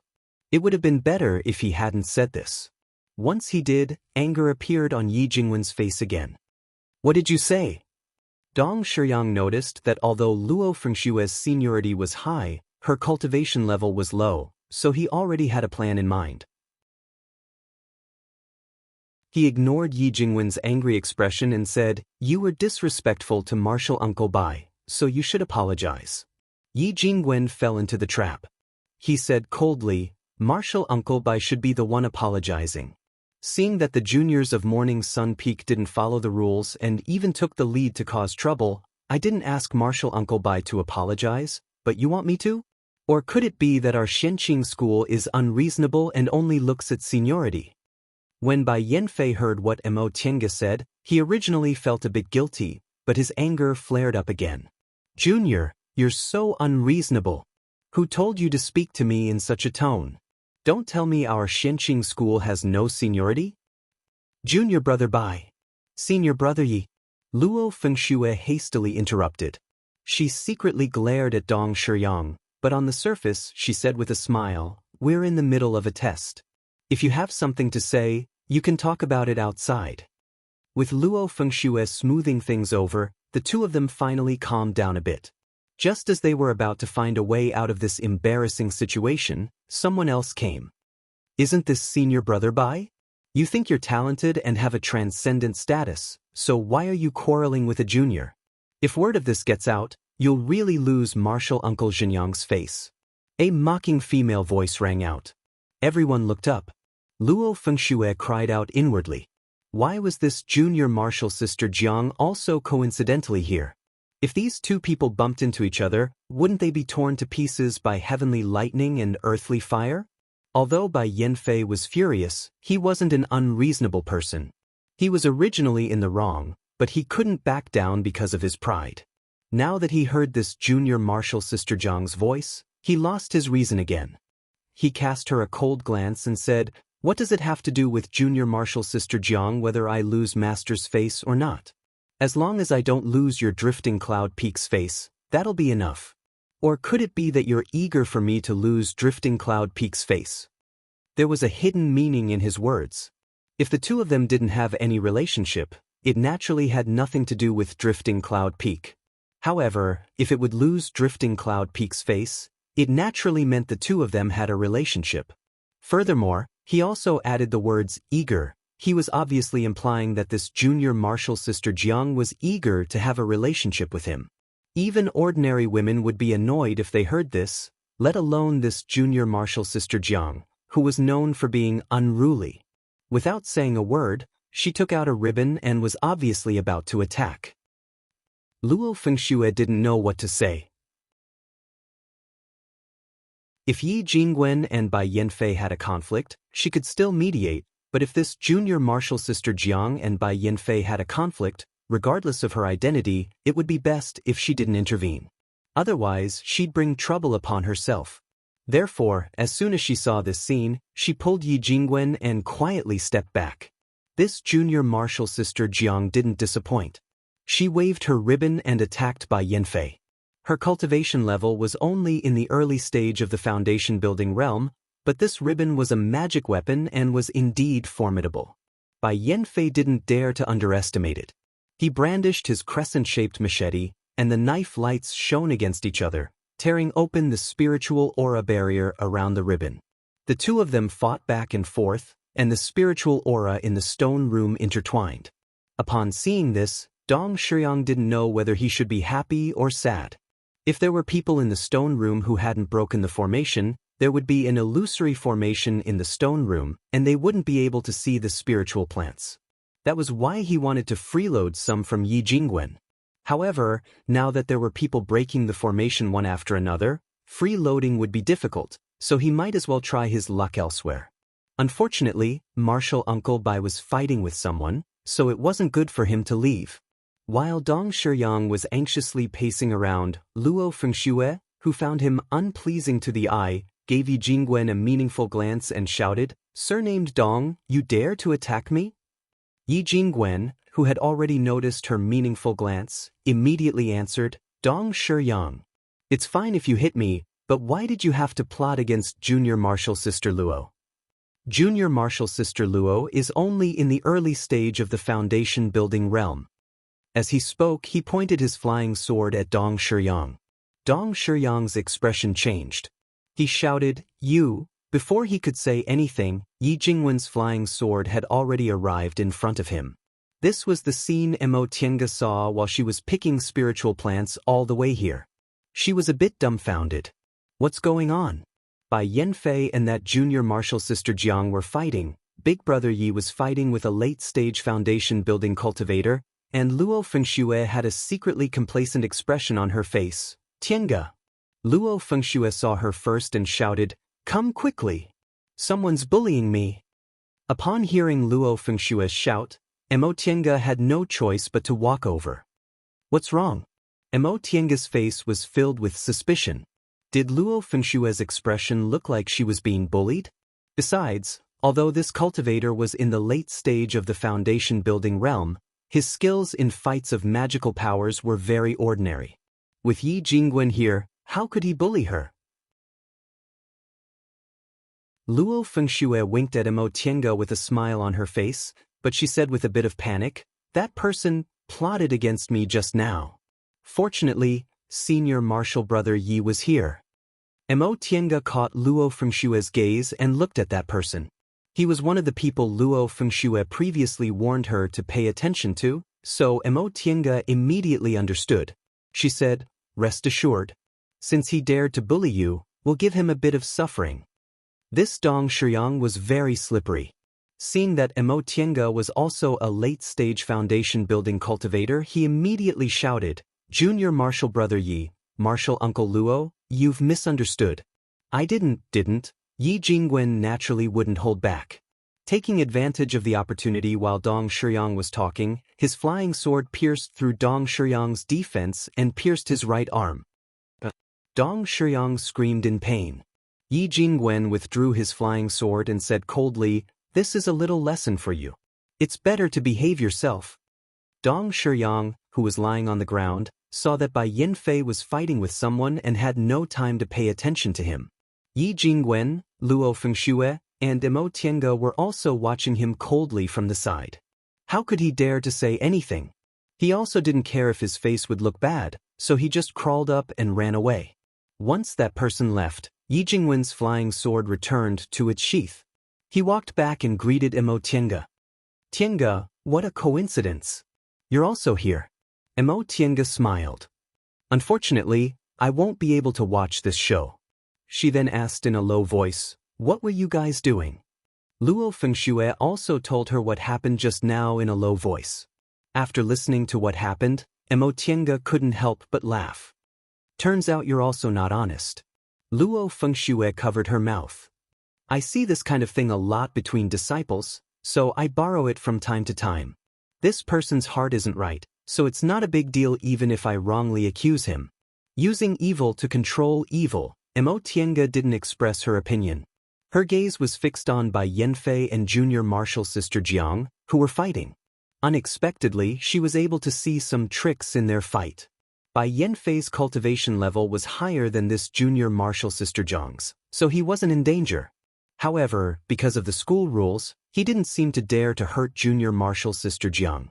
As for this junior martial sister Jiang, she was also a bit strange. She was obviously being lenient. Luo Fengxue noticed her gaze, so she moved closer to her ear and whispered, "You also noticed, right? That's why I said they'll definitely succeed." In fact, Bai Yanfei wasn't bad. Aside from his somewhat childish character, he was also good-looking, had high aptitude, and his cultivation level was just around the corner. He also had Lord Daoist Jinyang as his backer. Junior martial sister Jiang had good taste. If she didn't pick Bai Yanfei, with her personality and vision, she probably wouldn't pick anyone else. The three of them stood on the side and watched for a while. Just as they were about to leave, they heard junior martial sister Jiang shouting from behind them, "You're not allowed to leave." Imo Tiange and the other two stopped, looked at each other, then turned around. Luo Fengxue said, "Junior martial sister Jiang, what's the matter?" Junior martial sister Jiang's gaze swept over them and finally landed on Imo Tiange. She raised her head and asked, "Are you that senior martial sister Imo?" "Am I?" Imo Tiange noticed her tone and answered, "Yes, I am." Junior martial sister Jiang, is there something you need? Her tone was kind and didn't intend to make enemies. This junior martial sister Jiang looked her up and down, then turned around to glare at Bai Yanfei. "Is this the senior martial sister Mo you originally pursued? What do I lack from her?" Bai Yanfei felt ashamed when he saw Imo Tiange, so he pretended he didn't see her. Now that junior martial sister Jiang questioned him like this, he felt a bit embarrassed and shouted, "What does it have to do with you?" Junior martial sister Jiang raised her eyebrows and waved her ribbon, causing her spiritual aura to fluctuate.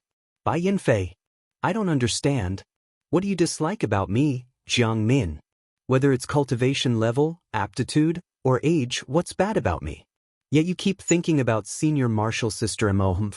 You dislike me, but aren't you being disliked by senior martial sister Mo? Who's better than the other?" Her tone carried a bit of disdain, successfully making Bai Yanfei's face turn red. He glared at Jiang Min fiercely. "I don't want to perform dual cultivation with you, so why are you pestering me? Do you really want to marry me that much?" Junior martial sister Jiang, however, wasn't angered by him. Her gaze was still full of disdain. "I just find it strange. Do you think you lost face after being rejected by senior martial sister Mo, so you want to get back at me? Bai Yanfei, are you very satisfied with this?" "You?" Bai Yanfei's face turned from red to purple. Junior martial sister Jiang still didn't let him go. "Do you feel very comforted after rejecting me? You look down on me because I was rejected by senior martial sister Mo. Now you see, junior martial sister Jiang was also rejected by me." She imitated Bai Yanfei's tone when she said the latter part of her sentence. It was indeed quite similar, causing Imo Tiange and the other two to burst out laughing. Although this junior martial sister Jiang was unruly, In some aspects, she was actually quite cute. You're wrong. Luo Fengxue shouldn't be calling him senior martial brother Bai. She should be calling him junior martial brother Bai.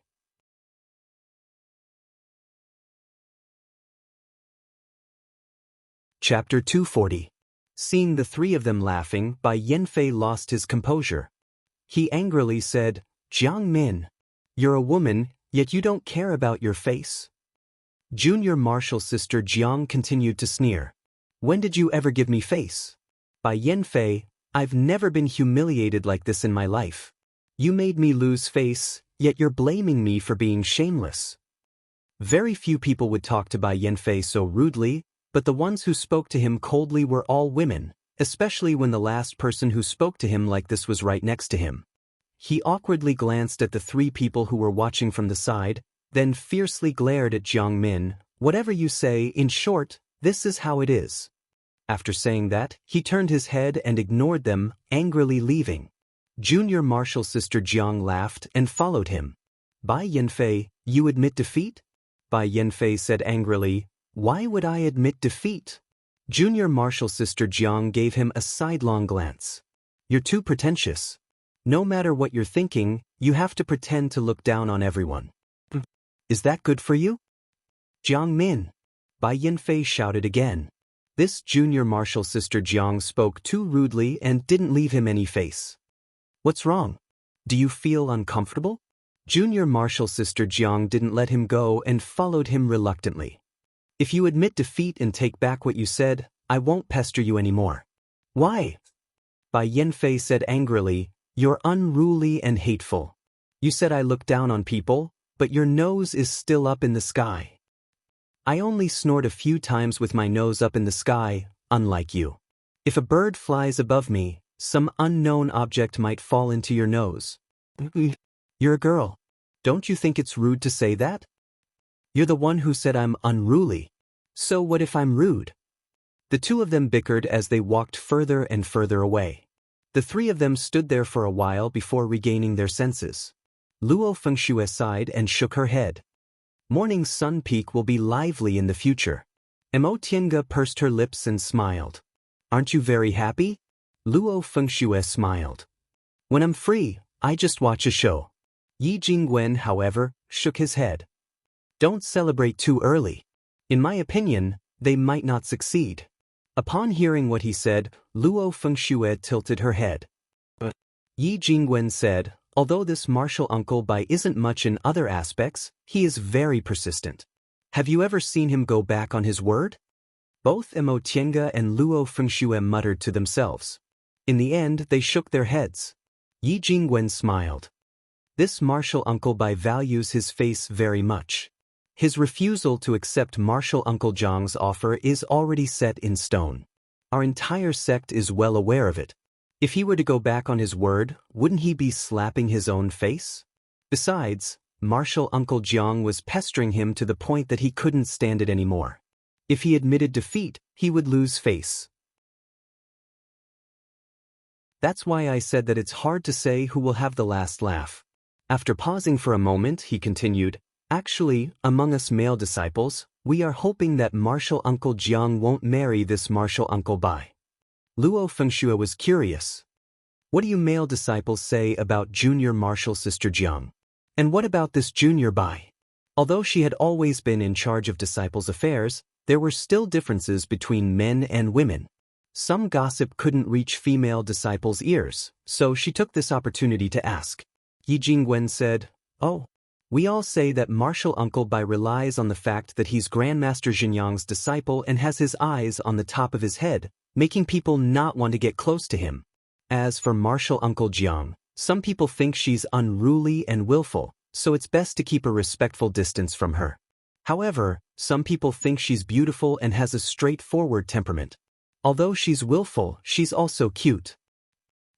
Luo Fengxue sighed. Sure enough, there are differences between men and women. Regarding Bai Yanfei, some female disciples also said he was dissolute and unrestrained. Although he was arrogant, he was more charming. As for Jiang Min, her reputation was a bit worse. People said she relied on Grandmaster Lingshu to look down on others. Whether it was men or women, they were always more tolerant toward the opposite sex. Yi Jingwen smiled. He didn't need to ask to know what Luo Fengxue meant. He looked around and asked, Junior Martial Sister Luo, you haven't picked any medicinal plants yet, right? Luo Fengxue hastily turned around to look. Fortunately, no one had broken out of the formation in the vicinity recently, so her spiritual plants were still there. Almost forgot. Yi Jingwen also hadn't finished picking his medicinal plants. Mo Tiange looked at him then said, Fengxue, let me help you. She came here after picking the medicinal plants, so she'd already finished her own business. Luo Fengxue didn't refuse. With their friendship, she wasn't afraid of pocketing anything. She immediately waved her hand. Okay, come quickly. Yi Jingwen was halfway through picking, but Luo Fengxue hadn't started yet. The two of them worked together, so they were a bit faster than Yi Jingwen. Before long, they finally finished picking everything. Now that they were done with their business, the three of them talked about what they encountered in the formation. Sure enough, the formations they encountered were very normal, separated 5 spiritual formations. Mo Tiange was the only one who encountered a mutated formation. Yi Jingwen and Luo Fengxue were extremely shocked to learn that Mo Tiange encountered a mutated 4 spiritual formation. They were even more speechless about how she was able to escape smoothly. After a long time, Luo Fengxue finally patted her shoulder and said, Tiange, you should form your gold core soon. Mo Tiange was puzzled. Why? Luo Fengxue said earnestly, if you don't form your gold core, us foundation-building cultivators won't be able to survive. Although her words were exaggerated, she was actually praising her. Mo Tiange couldn't help but laugh. I'm just relying on the treasures I have. If she didn't have Xiaohua and the 2 stone sculpture puppets, it really wouldn't have been that easy for her to break the formation. We've broken the first test, but what about the second test? Luo Fengxue had a well-thought-out plan for this. We'll just walk around casually. When the time comes, it'll naturally activate. Yi Jingwen asked, the 3 of us are in the same place. Will we enter the formation together or will we be separated? We might be together, but we might also be separated. Luo Fengxue shook her head and said, it'd be good if we were separated. The second test, 5 hindrances overturning senses, will produce illusions. If we're together and affect each other, it'll be even more troublesome. Cultivators' divine comprehensions could also affect each other. Especially when they were very close, if one of them felt uneasy, the others would also be affected. Yi Jingwen was surprised. Why didn't the sect head tell us before we came? Luo Fengxue said, it'll only affect us a little. Moreover, generally speaking, it won't be life-threatening. She then carefully warned them, however, you still have to be careful. After the 5 hindrances overturning senses test, there's the third test, 5 confusions entangling spirit. At that time, illusions visible to the naked eye will appear. The previous test directly attacks our divine comprehensions. Generally speaking, we just need to meditate and stay firm to our hearts, then we'll be able to pass. The second test will produce real illusions, but it'll be hard to distinguish between real and fake. If we're unlucky and the second test comes before we even pass the previous test, we might fall into a demonic barrier. Upon hearing this, Mo Tiange recalled that during the demonic beast riot many years ago, she and Wei Jiasi once entered a bewildering formation laid by bewitching moonstones. What they saw with their own eyes was like what they saw with their own eyes. Presumably, the last test, 5 confusions entangling spirit, was like that. As for the 5 hindrances overturning senses, it was more like an inner demon during a realm breakthrough. There were countless thoughts that directly attacked one's divine comprehension. If one's willpower wasn't strong enough, one would be confused by these thoughts and hallucinate, even getting lost inside. Of course, this was only a magic formation for training, so there shouldn't be any life-threatening dangers. However, if one really got hit, injuries would be unavoidable. If things weren't good, it might even leave an irrecoverable mental injury. Lord Daoist Jinghe briefly mentioned these things to her before they set off, and sect head Shen also reminded the disciples to always remember the 4 words, all laws of nature. However, even though they said that, they didn't know how many people would actually be able to do it. Yi Jingwen pondered. In that case, aren't we going to experience the inner demon during core formation ahead of time? You're right, Luo Fengxue said. Of course, this 5 hindrances overturning senses formation is still a bit weaker than the inner demon during core formation. Since the distant past era, cultivators' abilities have declined a lot, but the power of inner demons has always been the same. Therefore, for cultivators like us, inner demons are especially terrifying. What she said made Yi Jingwen frown. Why didn't the school elders explain this in detail before we entered the formation? Luo Fengxue smiled and said, Senior Martial Brother Yi, don't worry. For people like us who usually don't relax and cultivate, it's not difficult to pass this test. Oh, Yi Jingwen muttered to himself, what about the last test? When this was mentioned, Luo Fengxue's expression turned solemn.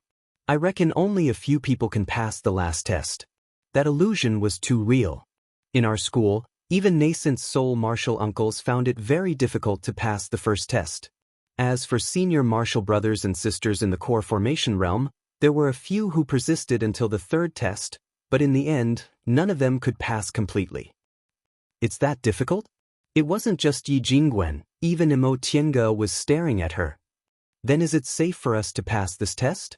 Luo Fengxue smiled and said, Tiange, did you forget this is a magic formation for training? There won't be any life-threatening danger. Unless we kill each other, this magic formation won't harm our lives. It was limited by the school's rules. Presumably, it was possible for fellow disciples to trip each other up, but it shouldn't be to the extent of killing each other. Luo Fengxue continued to say, our martial uncle Su Xin has entered this formation before. She said that in the second test, you can still distinguish between reality and illusion by guarding your mind. However, in the last test, it's basically as if it's real. Moreover, your reason will gradually leave you, just like a dream. You'll also treat some absurd things as real. Isn't this even more powerful than the bewitching moonstone? Imo Tiange couldn't help but wonder if her spirit-concealing pendant had any effect on this.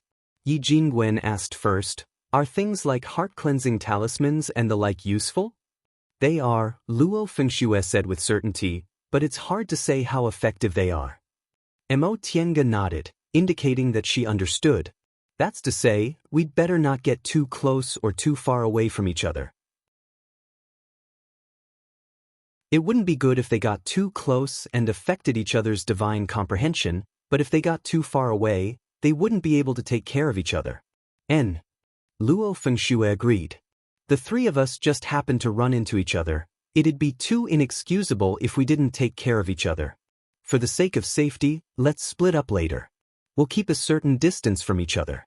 Don't lose each other, but don't get too close either. Imo Tiange and Yi Jingwen didn't have any objections. Although their cultivation levels were higher than Luo Fengxue's in fights of magical powers, Luo Fengxue's ability to handle matters was far inferior to theirs. Furthermore, she had a lot of insider information, so she should know better than them what to do. All right, we might enter the second test at any time, so let's split up now.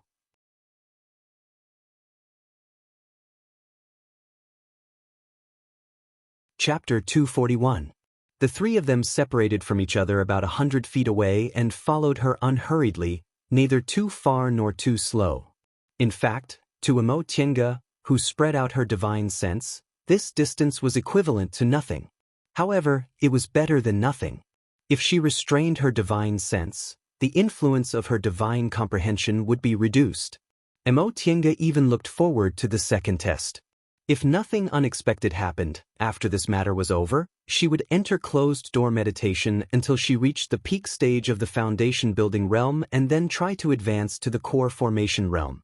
For cultivators like them who had never experienced the core formation realm before, the most frightening test was the inner demon. If the 5 hindrances overturning senses in the second test were like inner demons, then she would have to experience a similar test before advancing to the core formation realm. At that time, she would have some experience and would know how to deal with it. After the three of them walked for a while, Yi Jingwen asked quietly, "Why isn't there any movement?" He used his divine sense to transmit his voice, so their surroundings were still quiet. Mo Tiange also felt something was wrong. She frowned and thought for a while, then asked, "Why is there no one else but us?" Yi Jingwen was shocked. "That's right. Our speed in breaking the formation is considered fast, but after such a long time, shouldn't there be more people breaking the formation?" Luo Fengxue pondered. In the foundation building realm, the number of people who can pass the first test shouldn't be few, but it also shouldn't be too many. However, there really shouldn't be no one else but us. Luo Fengxue frowned for a long time, then suddenly shouted, "Maybe we're already in the second test, the 5 hindrances overturning senses, so we can't sense the situation around us." Mo Tiange looked around and saw that they were already in the belly of the mountain. The surrounding rock walls were still the same as before, but the terrain was no longer the same as before. There was more soil, and there were many spiritual plants growing densely in the surroundings. She didn't know where the sunlight came from, but it illuminated everything. Yi Jingwen unsheathed his flying sword and guarded his body. "Junior Martial Sister Luo, are you sure? Is there any danger around us?" Luo Fengxue carefully examined the situation around them, then closed her eyes to ponder. In the end, she nodded cautiously. "It should be. Try to spread your divine sense." "How far can you spread it?" Mo Tiange and Yi Jingwen closed their eyes and spread their divine senses. Not long after, the two of them wore grave expressions. There was indeed a problem. Their divine senses could only extend several hundred feet before they could sense 3 people. Luo Fengxue said, "It's starting. Let's guard our minds and stop affecting each other." Even though the 3 of them were together, the other 2 would be affected if one of them made a mistake, so it was better for them to go their separate ways. Since Luo Fengxue said that, neither Mo Tiange nor Yi Jingwen had any objections. They each looked for a place and prepared to experience the 5 hindrances overturning senses test. Mo Tiange laid a simple defensive formation around them, then sat down cross-legged to guard against any mishaps.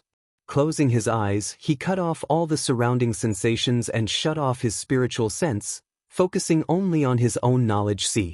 The spiritual energy circulated naturally and calmed his mind. Very quickly, she felt that she had entered a magical realm.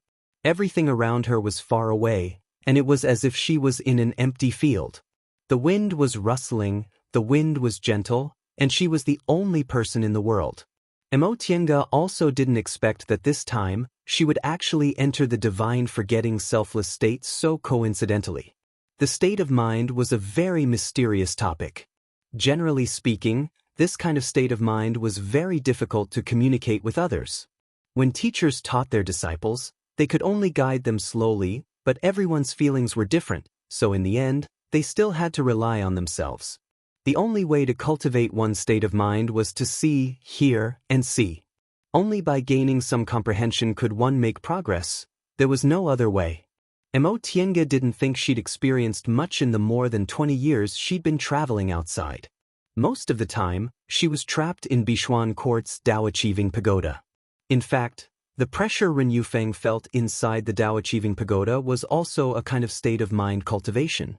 Moreover, when she studied the notes Mo Yaoqing left behind in the pagoda, she saw Mo Yaoqing's life experiences, so this was also a state of mind cultivation.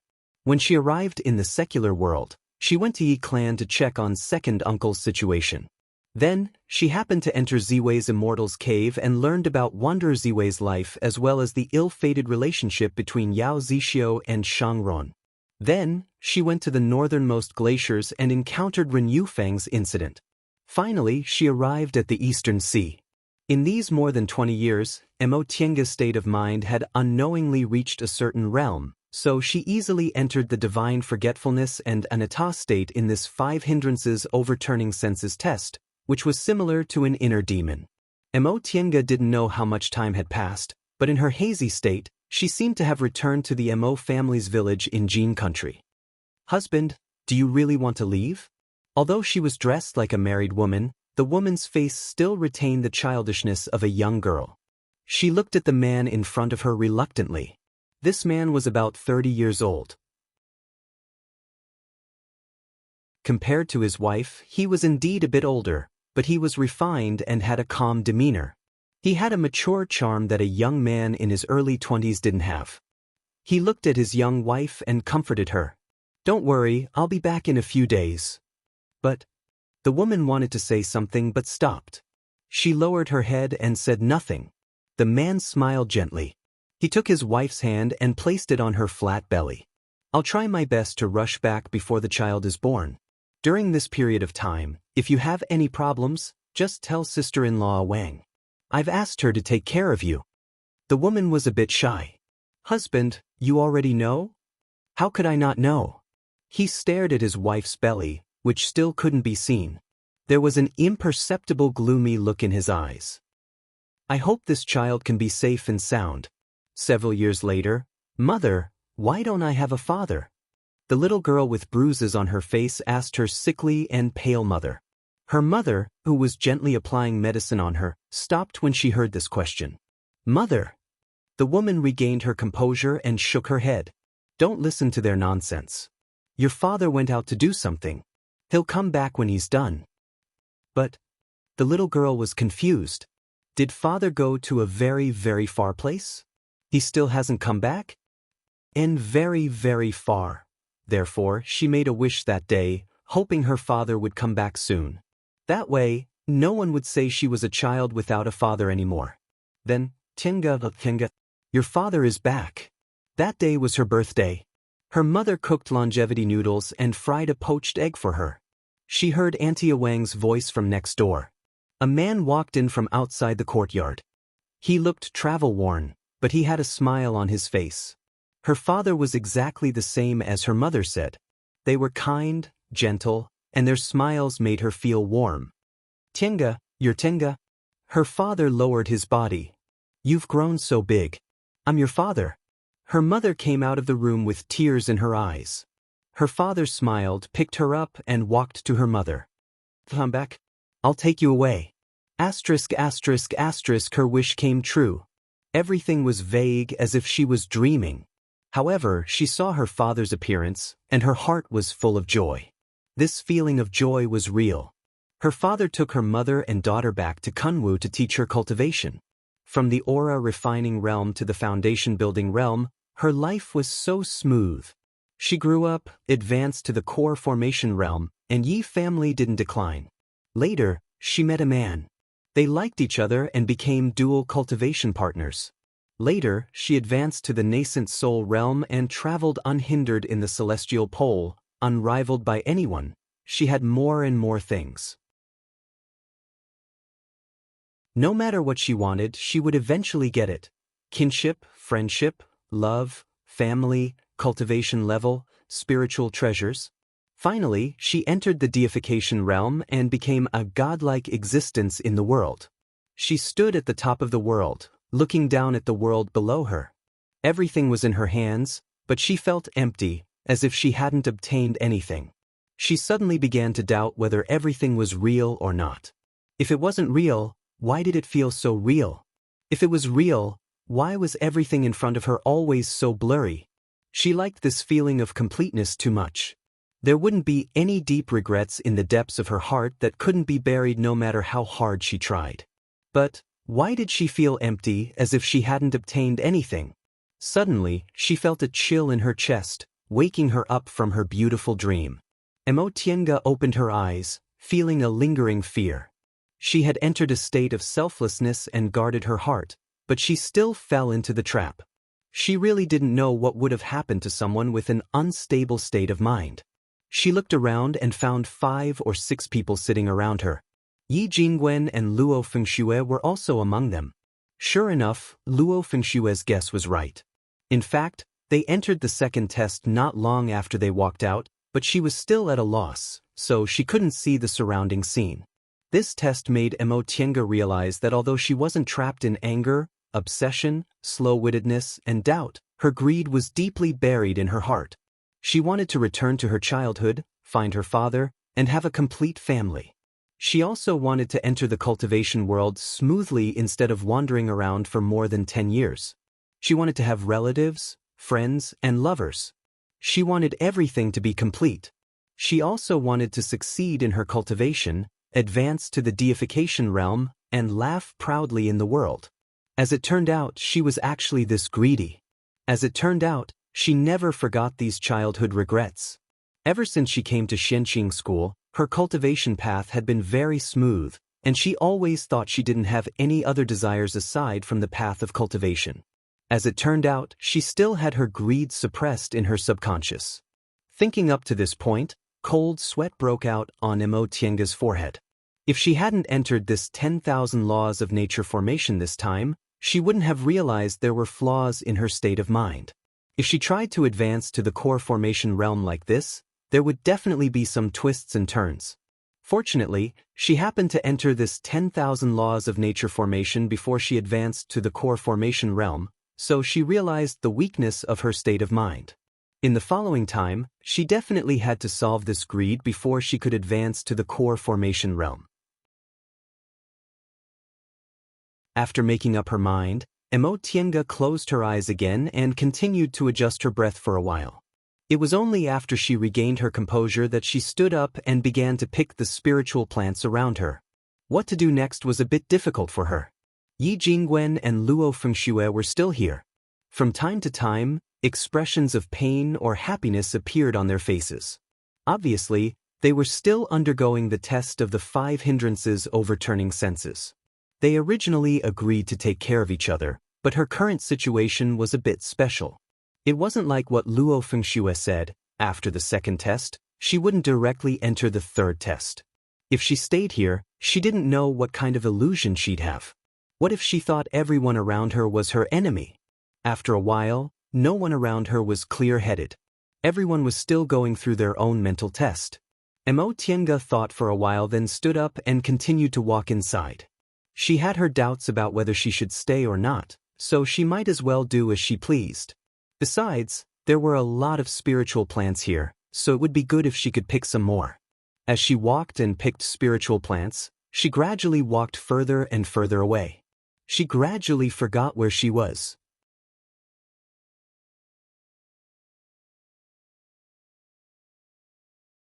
Chapter 242. The phoenix flowers that filled the sky dyed the small path between the rock walls a deep red. No one could have expected that there would be such a secret path inside the mountain.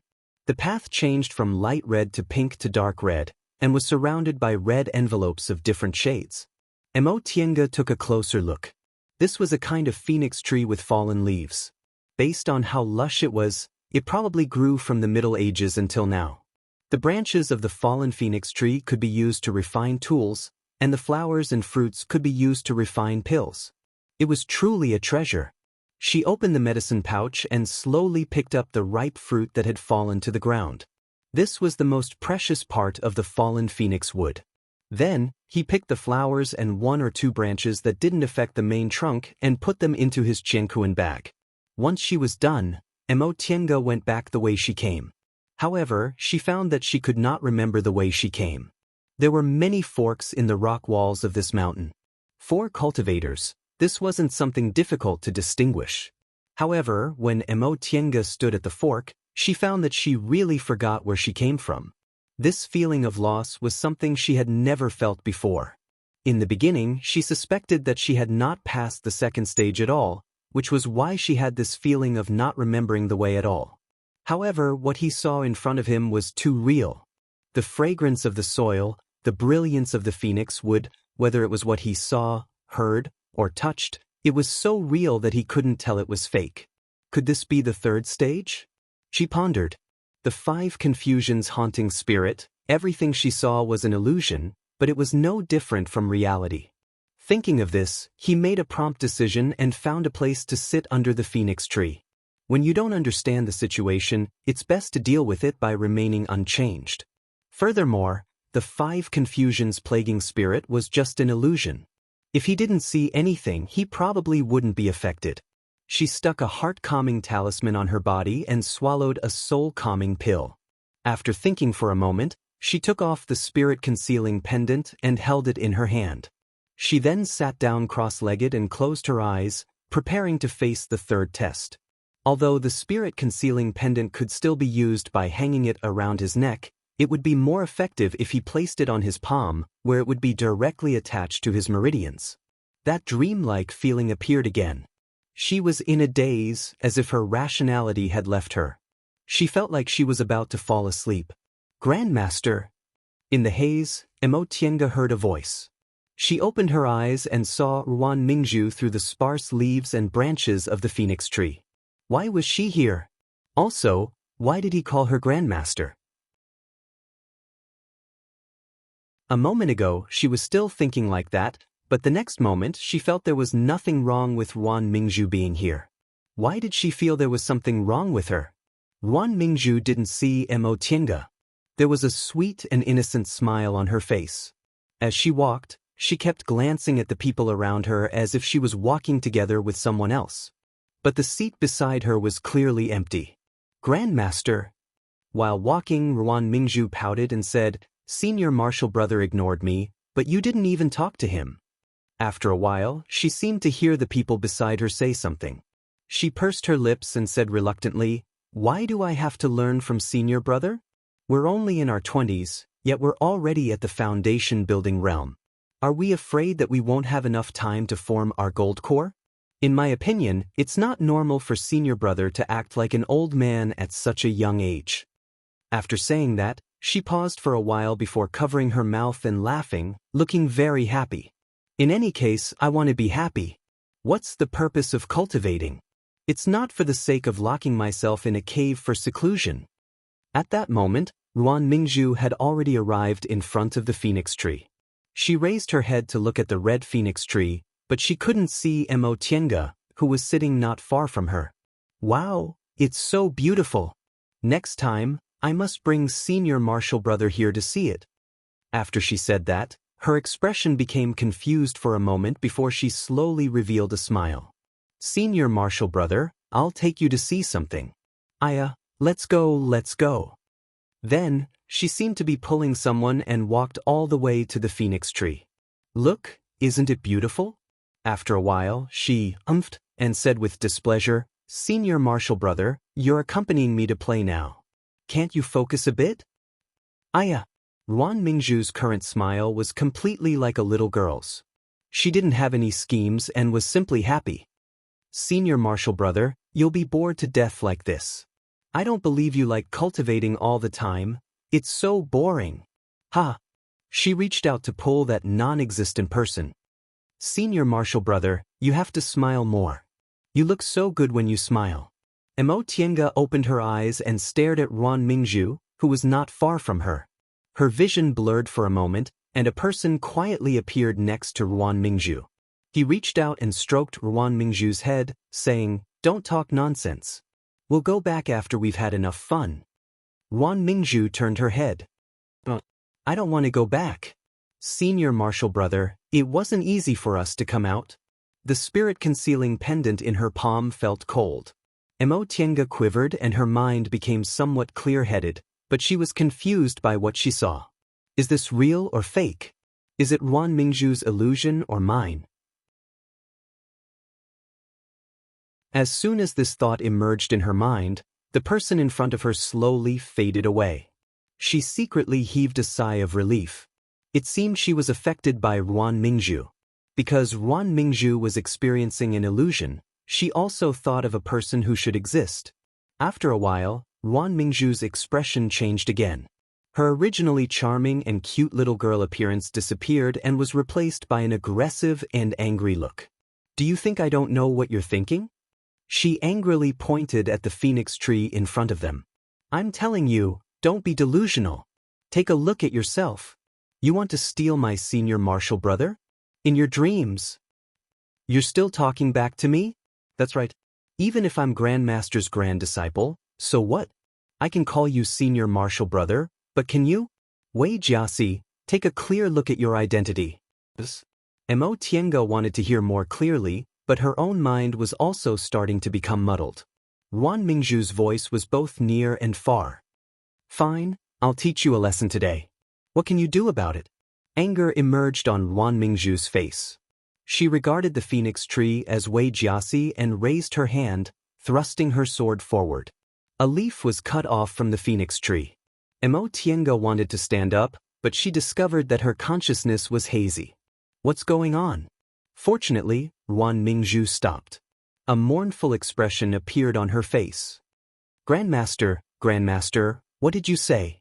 No, don't drive me away. She shouted. Grandmaster, I didn't mean it. I really didn't mean it. Don't drive me away, okay? She begged bitterly while looking at the person who originally didn't exist. Senior Marshal Brother, help me tell Grandmaster that I didn't do it on purpose. I just wanted to teach her a lesson, but I didn't expect I'd be so heavy-handed. What's the difference between going to the branch courtyard and driving me away?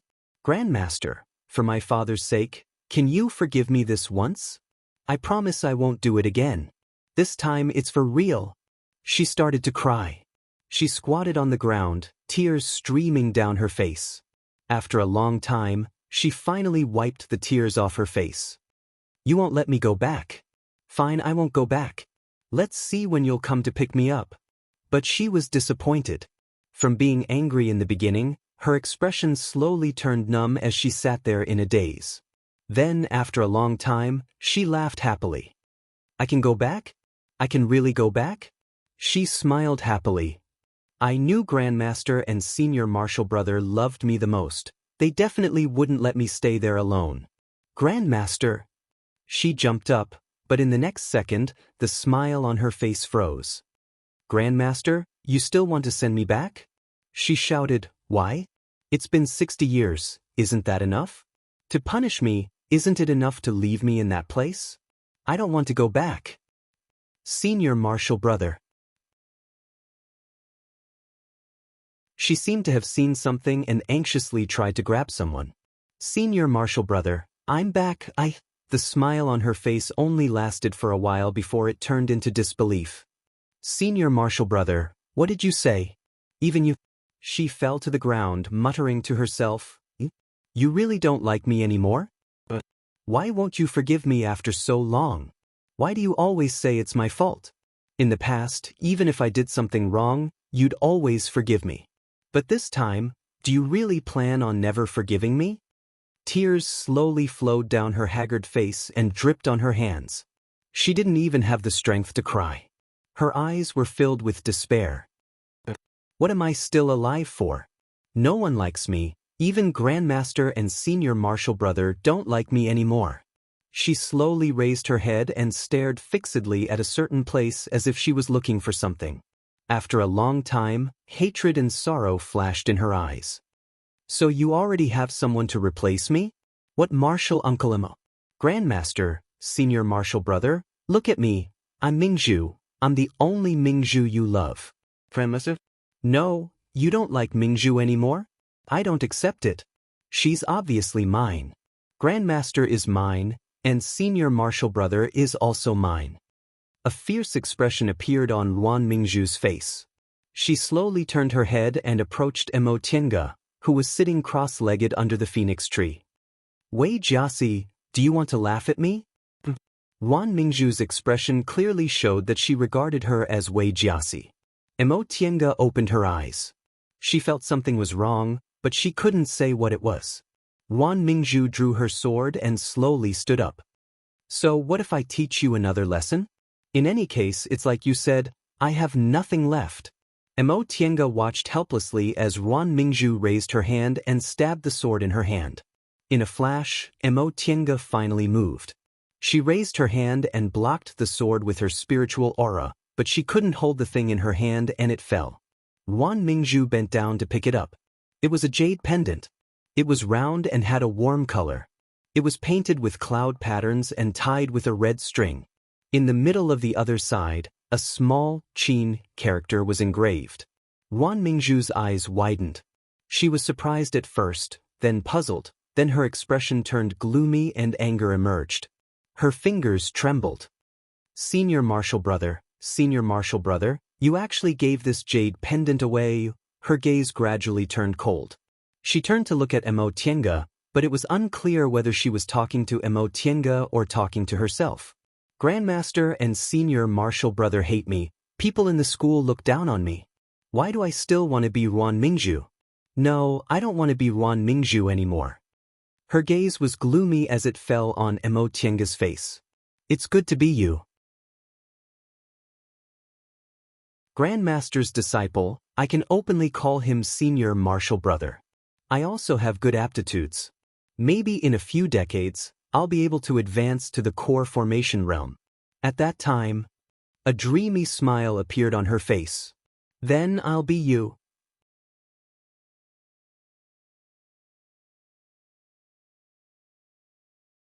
Chapter 243. Xianxia suddenly felt his eyebrows twitch. Something seemed to have happened. He opened his eyes, frowned, and thought for a while. Cultivators sometimes had ominous and auspicious premonitions. His current situation was precisely an ominous premonition. Could it be that something had happened? He couldn't think of a reason, so he called out, Jinji. Halfway through his call he paused. Jinji wasn't here today because he went to participate in the 10,000 Laws of Nature Formations trial. Could it be related to Jinji? After thinking for a while, he still felt uncertain. He stood up, opened the door of his cave, and slowly walked out. The sun was shining brightly outside, and he was in a trance for a moment. Yes, he hadn't come out for many years. He couldn't even remember how many years it had been. This was the longest closed-door meditation he'd ever had. He hadn't left his cave for more than 30 years and directly advanced from the middle stage of the core formation realm to the peak stage of the core formation realm. He was only one step away from forming his nascent soul. Originally, he planned to continue his closed-door meditation until he formed his nascent soul, but now it seemed the space between his eyebrows was throbbing. He felt he didn't have time to think. With a wave of his sleeve, a pure white cloud appeared under his feet. He stepped on the cloud and flew towards the main peak. When the 10,000 Laws of Nature formation appeared, his master also asked him to go in and take a look, but he refused with the excuse that he was in closed-door meditation. Now, he didn't know where the formation was. However, as soon as he spread his divine sense, he easily found a crowded place at the foot of the main peak. Presumably it was there. Without any hesitation, he stepped on the cloud and flew down. When he landed at the bottom of the valley, he already saw the hustle and bustle. Many disciples had come out after failing the test, and they were densely surrounding something. The core formation elders in charge of the scene had long sensed his spiritual aura pressure. One of them was about to see who it was, but when he pushed the disciples aside, he was startled. Junior martial brother Shoujing? He approached him. Senior martial brother, what happened? Oh. The elder reacted and said, You came at the right time. A disciple from your Clear Spring Peak had an accident. Xianxia frowned but didn't say anything. He followed the elder into the crowd. Junior martial brother Shoujing. School head Shin, who was squatting on the ground, greeted him. Before Xianxia could say anything, he saw the disciple lying on the ground. After a while, he found his voice again. What's going on? One of the elders said, There's a problem in the third test. The two disciples bumped into each other, and one of them had a hallucination of a real person, but the other was unlucky. It was the 5 confusions plaguing spirit, and his mind was starting to blur, so, following the elder's gaze, Xianxia furrowed his brows again. Mingzhu. Wan Mingzhu was currently sitting in the corner. She was in a daze and shivering. She didn't even respond when Emo Tienga called her. Hedshin said she was sent out when she was plagued by a demonic spell. It's best not to summon her now. Xianxia nodded. His gaze was fixed on Emo Tienga, who was lying unconscious on the ground. Didn't you say this was a trial formation and there wouldn't be any danger? As school head Shin continued to channel spiritual aura into Emo Tienga's body, he said, Her life won't be in danger. As soon as this disciple suffered a fatal attack, she was sent out. However, her mind was in a state of confusion, and her mind was momentarily damaged. That's why she became like this. I see. Upon seeing that sect head Shin had withdrawn her hand, he also crouched down, felt Emo Tienga's pulse, and inserted his spiritual aura into her pulse. There were no problems with her meridians, and her dantian was also intact. Her sea of knowledge was closed. He furrowed his brows. Her sea of knowledge was closed, and it could be big or small. Although there wouldn't be any danger to her life, being attacked while she was undergoing a mental test was definitely very dangerous.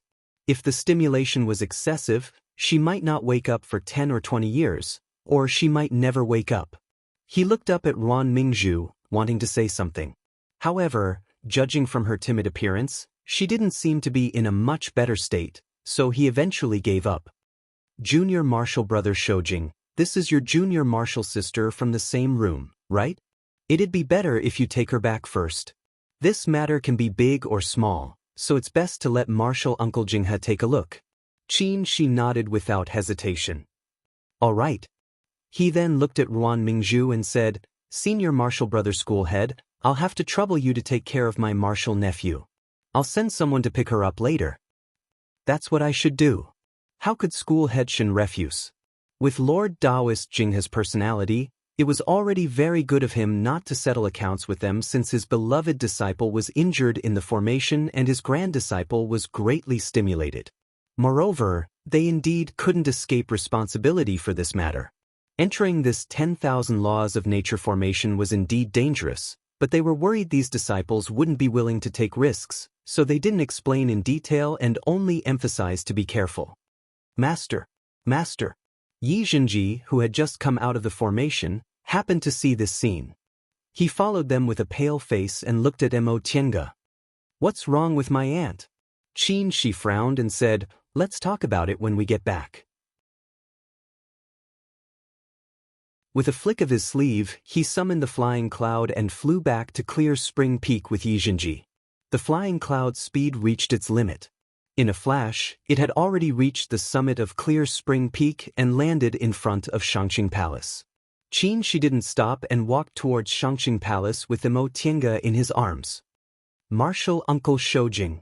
The gatekeeping disciple was surprised to see Shi's unhappy expression and Mo Tiange in his arms unconscious. She couldn't care less about these disciples' gazes and directly rushed into Xianxia Palace. Master. Lord Daoist Jinghe's divine sense shrouded the surroundings. Just as he was wondering what happened, he turned around and was shocked. What's going on? She put Mo Tiange down and said anxiously, Master, take a look. She was attacked when she was undergoing the mental test in the formation. She looks fine, but her sea of knowledge is closed. Upon hearing this, Lord Daoist Jinghe grabbed Mo Tiange's wrist and felt her meridians to check her injuries. With a single glance, his face darkened. She couldn't help asking, how is it? Lord Daoist Jinghe stroked his beard and frowned. Not good. I guess she must have just discovered her mental state has a weakness and was attacked when she was undergoing the 5 confusions plaguing spirit. Then what should we do? Lord Daoist Jinghe glared at him. Can you stop interrupting me? I haven't finished talking yet. She was speechless from his glare and could only admit his mistake. I won't. Lord Daoist Jinghe continued to say, she closed her sea of knowledge subconsciously to protect herself, so you don't have to worry about her safety. She should be fine. But it's a bit troublesome to wake her up. After making sure his disciple was fine, Lord Daoist Jinghe stroked his beard and said something, waiting for Shi to ask. However, after Lord Daoist Jinghe said something just now, she stopped asking and just stared at him, making him feel very bored. Just as Lord Daoist Jinghe was a bit annoyed, Yi Zhenji hurriedly asked, Grandmaster, what should we do? Yi Zhenji's timely answer made Lord Daoist Jinghe very satisfied. He immediately felt that Yi Zhenji was very pleasing to the eye, so he said with a smile, we don't need to do anything. Just take good care of her and don't let anything happen to her body. After a while, when she realizes there's no danger, she'll naturally open her sea of knowledge slowly. Oh. Yi Zhenji and Shi breathed sighs of relief at the same time. Shi thought for a while then asked, Master, how long will she stay in this state? It'll be a few months if it's short, it'll be a few years if it's long. Then he patted Shi's shoulder and said irresponsibly, rest assured she's still young. Even if she wakes up in a few decades, she won't delay her core formation. After he finished speaking, he waved his hand, ignoring Shi's gloomy expression. That'll do. Take her back to Mingxin residence. Then, let Xuqin and the others take care of her. She endured and endured, but in the end he couldn't help but say, Master, a few years is fine, but a few decades. Even if she's not immortal, her body will have problems if she stays in a coma like this, okay? Can't you think of a way? Yizhenji originally felt relieved when he heard his aunt was fine, but now he became nervous again. Grandmaster, really? Nonsense. The one who answered was Qin Shi. He frowned deeply and said angrily, Cultivators don't need to eat, but we also need to absorb spiritual aura and rely on spiritual aura to survive. If she's in a coma for a few years or a few decades, it'll be no problem for her to live, but if she stops absorbing spiritual aura, her body will wither. Even if she wakes up, her cultivation level will regress. It's that serious. Yizhenji turned to look at Lord Daoist Jinghe pitifully. Grandmaster, you can't watch my aunt turn into a shriveled old lady. She's still young. Pfft. Lord Daoist Jinghe sprayed out a mouthful of tea. Shriveled old lady? Ha! You brat, you can think of something like that? Master! Qin Shi glared at him angrily. If you want to laugh, you can laugh slowly when you're done. Now, think of a way for me. What way? Lord Daoist Jinghe spread his hands with an innocent expression. I told you she'll wake up naturally after a while. Really? Qin Shi's expression darkened. You don't want the 9 revolutions mind-calming pills anymore? Brat, are you threatening me? Lord Daoist Jinghe screamed. So what if I'm threatening you? Qin Shi raised his eyebrows. Don't forget your spiritual plants are in my hands. You want medicinal pills? Fine, use your brain and solve the problem first. Lord Daoist Jinghe clenched his teeth. Brat, I asked you to learn pill concocting, but in the end, you're actually threatening me. Unfortunately, Qin Shi looked indifferent and didn't even look at him. Lord Daoist Jinghe snorted angrily. Then, he suddenly thought of something and turned around to glare at Qin Shi. Didn't you say you were in a life-or-death closed-door meditation? Why did you come out now? Qin Shi was stunned. He wanted to say something, so he moved his mouth but didn't say anything in the end. Lord Daoist Jinghe watched Qin Shi's expression change from anger to embarrassment, so he slapped the table and laughed until he couldn't stand straight. Brat, you're making me laugh to death. You've been in a life-or-death closed-door meditation for 35 years. Why did you come out without saying anything? Hey, don't say this isn't called coming out. You've even left your immortal's cave and sat outside drinking tea. If this isn't called coming out, what is? Hey, what's going on? Tell Master, how did you know something happened to Tiange? Why did you suddenly come out? Qin Shi didn't speak. He turned his head and looked down to count ants. Lord Daoist Jinghe sneakily approached him. Tell me quickly. What happened? You've been in a life-or-death closed-door meditation for 35 years. Now that you suddenly came out, you have to tell Master, right? Tell me. Qin Shi couldn't stand being pestered anymore, so he could only say, I thought something happened to Yizhenji. This time, even Yizhenji, who was squatting next to him, also turned his head.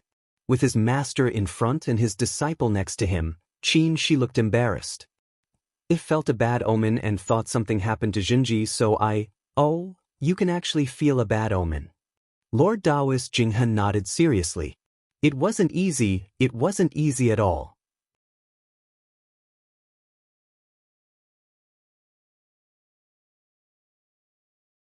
Chapter 244. Lord Daoist Jinghe's words also had a hidden meaning. Auspicious omens were not something that just anyone could sense. If a cultivator happened to meet another cultivator on the road, would he sense whether that cultivator was going to be good or bad? Of course not. First of all, the cultivator who sensed bad or bad omens had to have a certain cultivation level. Second, there had to be some connection between them. As for what this connection was, it wasn't too particular. Generally speaking, it was a relatively intimate relationship. Lord Daoist Jinghe's words were serious, but how could Qin Shi not understand what he meant? Yizhenji was right next to him, which made him feel even more embarrassed. Therefore, he glared at Lord Daoist Jinghe. Master, let's talk business. Are you the master or am I the master? Lord Daoist Jinghe had a handle on Yixinji, so he was very calm and smiled. Your disciple is right in front of you, yet you still don't respect me. Be careful, or your disciple will learn from you and won't treat you well. However, Yixinji was an honest person, so he immediately said, I'll always respect master. Lord Daoist Jinghe's smile turned into anger. Brat, go away. Yixinji looked aggrieved. He looked at his master and begged, Grandmaster, please save my aunt. If she really doesn't wake up for several decades, what if her body becomes bad? Lord Daoist Jinghe snorted.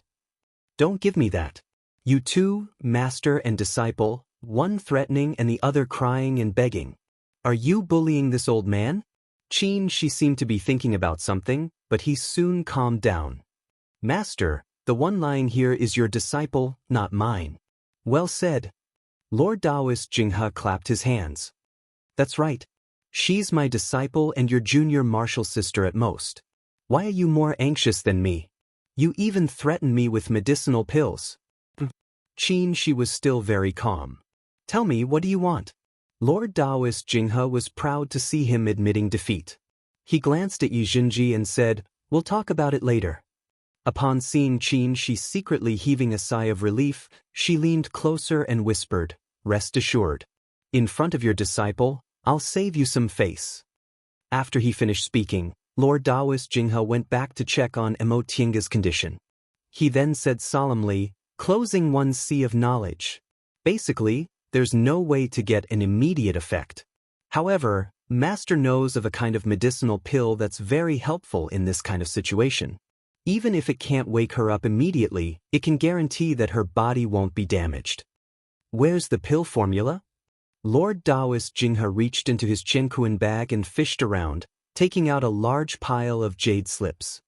You guys look for it. In any case, it's right here. I forgot which one it was.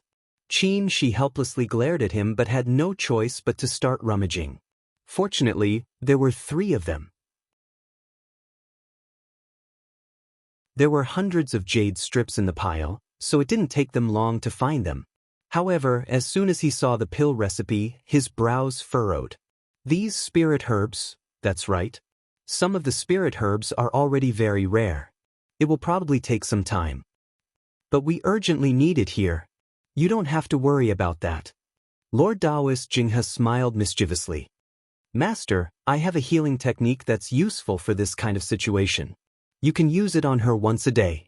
At the very least, it can guarantee that there won't be any problems for several years. She was still frowning. Where's the cultivation technique?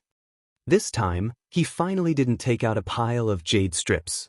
Instead, he threw a book made of animal skin at him. Lord Daoist Jinghe said, Since you've come out of closed-door meditation, don't form your nascent soul for the time being. Rest for a few years first. You've been in closed-door meditation for 35 years and haven't been able to relax for even a moment. Forming your nascent soul is an extremely tiring thing, so this isn't a good opportunity. Rest well for a while and come again when you feel relaxed. She was silent, but in the end, he didn't object. If he was still in closed-door meditation, he definitely would have refused. However, given the current situation, he couldn't continue his closed-door meditation. Lord Daoist Jinghe was gratified. That'll do. Take Tiange back to Mingxin residence and let Xiuqin and the others take care of her. Those girls have been taught a good lesson by her, so you can rest assured. She nodded and didn't say anything else. He carried Emo Tiange and walked towards Mingxin residence. Even though he hadn't returned to Mingxin residence ever since she moved into it, he was still familiar with every blade of grass and every tree here. The pond in front of the house, the medicinal field in the back. She gave the lounge to Jinji while she lived in the cultivation room. Who said he was a cultivation maniac? In fact, she was too. Xiuqin and the others were also foundation-building cultivators. They also went to the 10,000 Laws of Nature formation today and hadn't returned yet. She carried Emo Tiange into the lounge and placed her on the bed. All of a sudden, he remembered Ruan Mingzhu, so he said, Jinji, go tell your grandmaster that Mingzhu also encountered some problems. Find someone to bring her back. Oh. Yi Jinji answered but didn't move. After a while, Xianxia finally shifted his gaze to him. Why don't you go? Yizhenji was silent for a while, then plucked up his courage to ask, Master, what's the relationship between you and Ant? Xianxia was stunned. His gaze fell into the void and stopped moving. Yizhenji said again, I always thought there wasn't any friendship between Master and Ant, but it seems that's not the case just now. After a while, Xianxia finally moved the corner of his mouth and forced a smile. Don't think too much. All right, you look after your aunt. I'll go look for your grandmaster. After he finished speaking, he left Mingxin residence without looking back, as if he was escaping from something. After he left Mingxin residence, Yizhenji said slowly, Master, I didn't say anything. Why did you? After leaving Mingxin residence, Xianxia didn't immediately go back to the main hall to look for Lord Daoist Jinghe. Instead, he sat on the railing on the side and didn't move. There were some things he always deliberately ignored, but in the end he still couldn't ignore them. 35 years. He originally thought he'd become indifferent and his heart couldn't hold anything else apart from forming his nascent soul. However, it wasn't until the moment he saw her that he realized he'd never forgotten. These 35 years were actually a trap he set for himself. He thought he could become indifferent, that he could still wholeheartedly cultivate like before, but in the end, he only entangled himself more and more. What were feelings? He never had a chance to understand, so he wasn't vigilant at all. In fact, he didn't even know how it started. That year when he went to Demonic Mountain, he met Yihai. He deeply felt he and this person were kindred spirits, so they went through difficulties together. Later, they were trapped on Demonic Mountain for 10 whole years. The two of them met by chance and became close friends. Unfortunately, Yihai's injuries were too heavy. Seeing that he wouldn't survive, he finally died on Demonic Mountain in order to find someone for his descendant to rely on. Although he had an indifferent personality, he was never used to owing others anything. He owed Yihai half his life, so he agreed to Yihai's last wish of entrusting his daughter to him. It wasn't that he wasn't moved when he learned that the child might be a girl with a pure Yin constitution and spiritual roots, but it was only because a female cultivator with a pure Yin constitution, as long as her spiritual roots weren't too bad, she'd generally have some achievements. Besides, if she joined a cultivation group, it was very likely she'd perform dual cultivation with a sect disciple. For a cultivation group, producing one more high-level cultivator meant their strength would be stronger. But for him, this wouldn't bring him any benefits. First of all, he cultivated pure Daoist cultivation techniques. If it wasn't for Yuan Bao's trick in the virtual sky world, which gave him the pure Yang technique and transformed him infinitely close to having a pure Yang constitution, dual cultivation wouldn't bring him any benefits worth being moved by. Second, he had his own pride. Ever since he stepped on the path to immortality, he always believed he could achieve the great Tao and didn't need to rely on unorthodox methods like dual cultivation. Third, a child, an orphan entrusted to him by someone who could be considered a friend. No matter how shameless he was, he couldn't think of this aspect. After returning from Demonic Mountain, he went into closed-door meditation to heal his injuries. At the same time, he picked a trustworthy martial nephew to do things for. At that time, he wasn't really looking forward to it because a pure Yin constitution was rare, and spiritual roots were also rare. Although the girl's father had spiritual roots and her mother had a pure Yin constitution, it was most likely that she was an ordinary person. Who would have thought that the news brought back by that martial nephew would surprise him? It was really a child with a pure Yin constitution and spiritual roots. Moreover, she'd already embarked on the path of cultivation. But what was worse was that martial nephew messed things up again, causing that uncle and nephew to misunderstand their intentions. At that time, he thought that since that person was this child's uncle and respected his elder brother very much, he'd certainly treat this child well. Since they were worried he had bad intentions, he'd just let them be. In any case, he only wanted to return half of Yihai's life. He didn't covet anything from them. He also wasn't so enthusiastic that he still wanted to deliver himself to them after being rejected.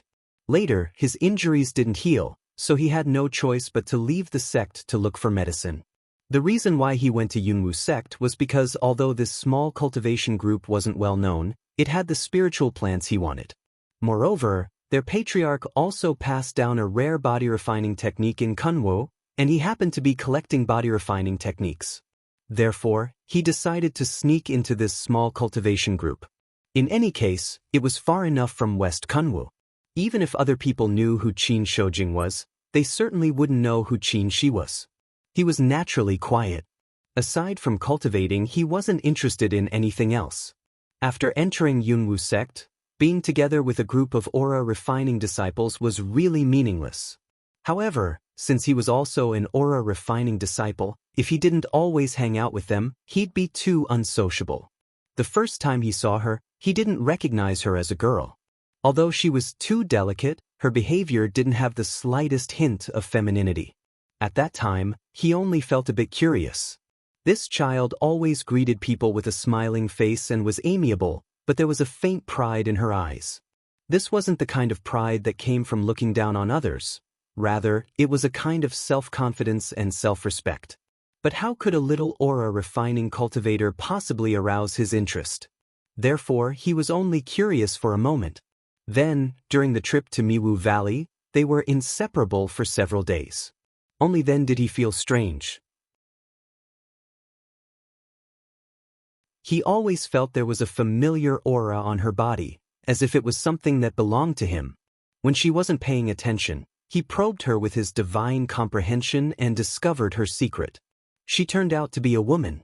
Moreover, it was a woman who wore his spirit-concealing pendant. Later, through other means, he found out that she had an uncle who was a foundation-building cultivator. At this point, he was 80% sure of her identity. So it turned out to be that girl from back then. It was really too much of a coincidence for him to meet her in such a small cultivation group. It was only then that he began to pay attention to her from time to time.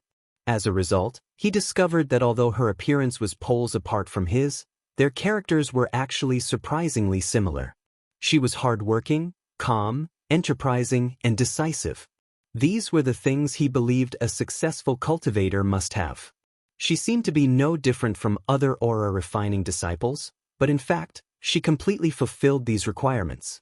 When she looked at others, even if she was talking and laughing warmly, her eyes would still contain alienation and vigilance. She seemed to be on guard against everyone out of habit. However, when she encountered something, she was often more enthusiastic than others. She was such a contradictory person. Therefore, he thought that in the end she was still a child and needed to be tempered. Therefore, his feelings for her didn't start from this moment. At this time, he still regarded her as a child who was struggling with contradictions, but he also felt admiration and found interesting. His feelings for her also didn't start from the 2 months he brought her back. At that time, he only sympathized with her and felt pity for her rough life, so he gave her more patience than other people. But that was all.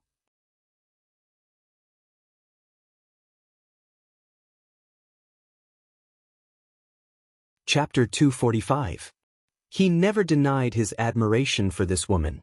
Maybe it was because of Mingzhu, or maybe it was because of those admirers, but he never really took women seriously. He always felt that although their talents weren't inferior to men's, they often had too many messy things in their hearts. Except for a few, they weren't suitable for cultivation. However, Mo Tiange was the only one he felt was special. She was diligent.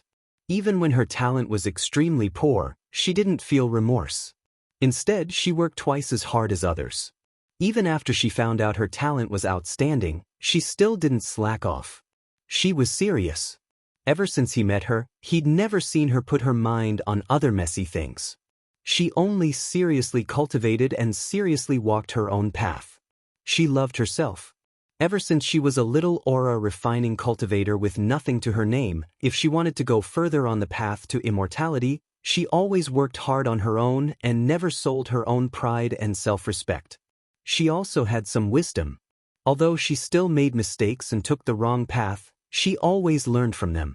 Ever since he met her, she was just an insignificant little cultivator in Kunwu, but she slowly grew to become a real elite disciple of a big cultivation group today. Her efforts and persistence never changed, but her experience and way of dealing with things were growing. Although he himself helped her a little, her talent and hard work were also undeniable. In fact, in a way, she was very lucky. He thought she had trash spiritual roots, but it turned out she was a genius. Moreover, she was favored by deification cultivators and obtained some rare treasures. However, her own efforts were worthy of this kind of result. In fact, which of the cultivators who could reach this far weren't the result of hard work and luck? His master could be considered unlucky. He had to rely on his own cultivation to make realm breakthroughs, but he had many rare treasures for fights of magical power, and these were also the foundation of his status. Martial Uncle Zhenyang, Martial Uncle Miaoi, and Master Song Feng, who had a grudge against them. Which one of them hadn't encountered fated chances and obtained rare treasures? This included Qin Mu himself. Everyone in West Kunwu said that Qin Shoujing was a rare genius in the celestial pole, but what was the truth? He had dual spiritual roots. Even if both spiritual roots were excellent, how could he compare to those true geniuses with single spiritual roots or mutated spiritual roots? Even if he was simple-minded and never encountered bottlenecks, it was still the same. Before he built his foundation, it was indeed the result of his own efforts, but he also couldn't have done without his master's help. After reaching the foundation establishment realm, he often went out, both to temper his mental state and to seek opportunities. Because he felt that he could not rely on his master for the rest of his life. His luck wasn't bad, and he was also alert enough. Therefore, he smoothly encountered many fated chances and obtained many spiritual treasures, including the Yang spiritual bead and the 3 Yang real fire sword. He formed his gold core at the age of 78. Those who didn't know would be surprised that he, a cultivator with 2 spiritual roots, could reach this level. But in reality, it was because he had obtained the Yang spiritual bead. The Yang spiritual bead was a kind of unique treasure condensed from the spiritual aura of heaven and earth. In itself, it was condensed from extremely pure Yang spiritual aura. Although it was small, it had sucked dry a certain spiritual vein in Kunwu, turning it into an ordinary mountain peak without any spiritual aura at all. Then, it was buried somewhere for tens of thousands of years before he found it. Therefore, after obtaining the Yang spiritual bead, he didn't need to absorb spiritual qi from the outside world anymore, because in a way, he already had an entire spiritual vein inside his body. Such a rare treasure allowed his cultivation to advance by leaps and bounds, allowing him to smoothly advance to the core formation realm at the mere age of 78. However, if it was another person, would they definitely be able to obtain these treasures and encounter these opportunities? Sometimes, even if there were opportunities and rare treasures in front of them, those who didn't work hard still wouldn't be able to obtain them. Those who didn't know how to work hard but were always superior to those whose cultivation levels were higher than theirs because of their natural endowments or opportunities, or those who didn't work hard because they had outstanding natural endowments, would never understand these principles. Therefore, from a certain point of view, he admired this woman because she allowed him to see himself. His master told him that opposites or similar people would easily become curious about each other, and curiosity was the first step to developing feelings for each other. He didn't believe it at first, but now he had no choice but to believe it. When did he start to see her as a woman instead of a child? Perhaps it was when he came to Xianxia school and regained his original identity, or perhaps it was during those long 35 years. He wanted to recall, but he found he couldn't remember clearly. Sometimes, he even felt that these feelings seemed to have no reason at all and suddenly arose. Because he admired her, he was curious. Because he was curious, he paid attention to her. Because he paid attention to her, he put more thoughts into his mind. When he put more thoughts into his mind, in the end, he couldn't bear to let go. Sometimes, when he carefully thought about it, perhaps it was because she had already grown up when they met, right? Their meeting was 7 years late, giving her enough time to grow up. Therefore, in the beginning, although he still thought about this child, he was very clear in his heart that she had already grown up and wasn't a child anymore.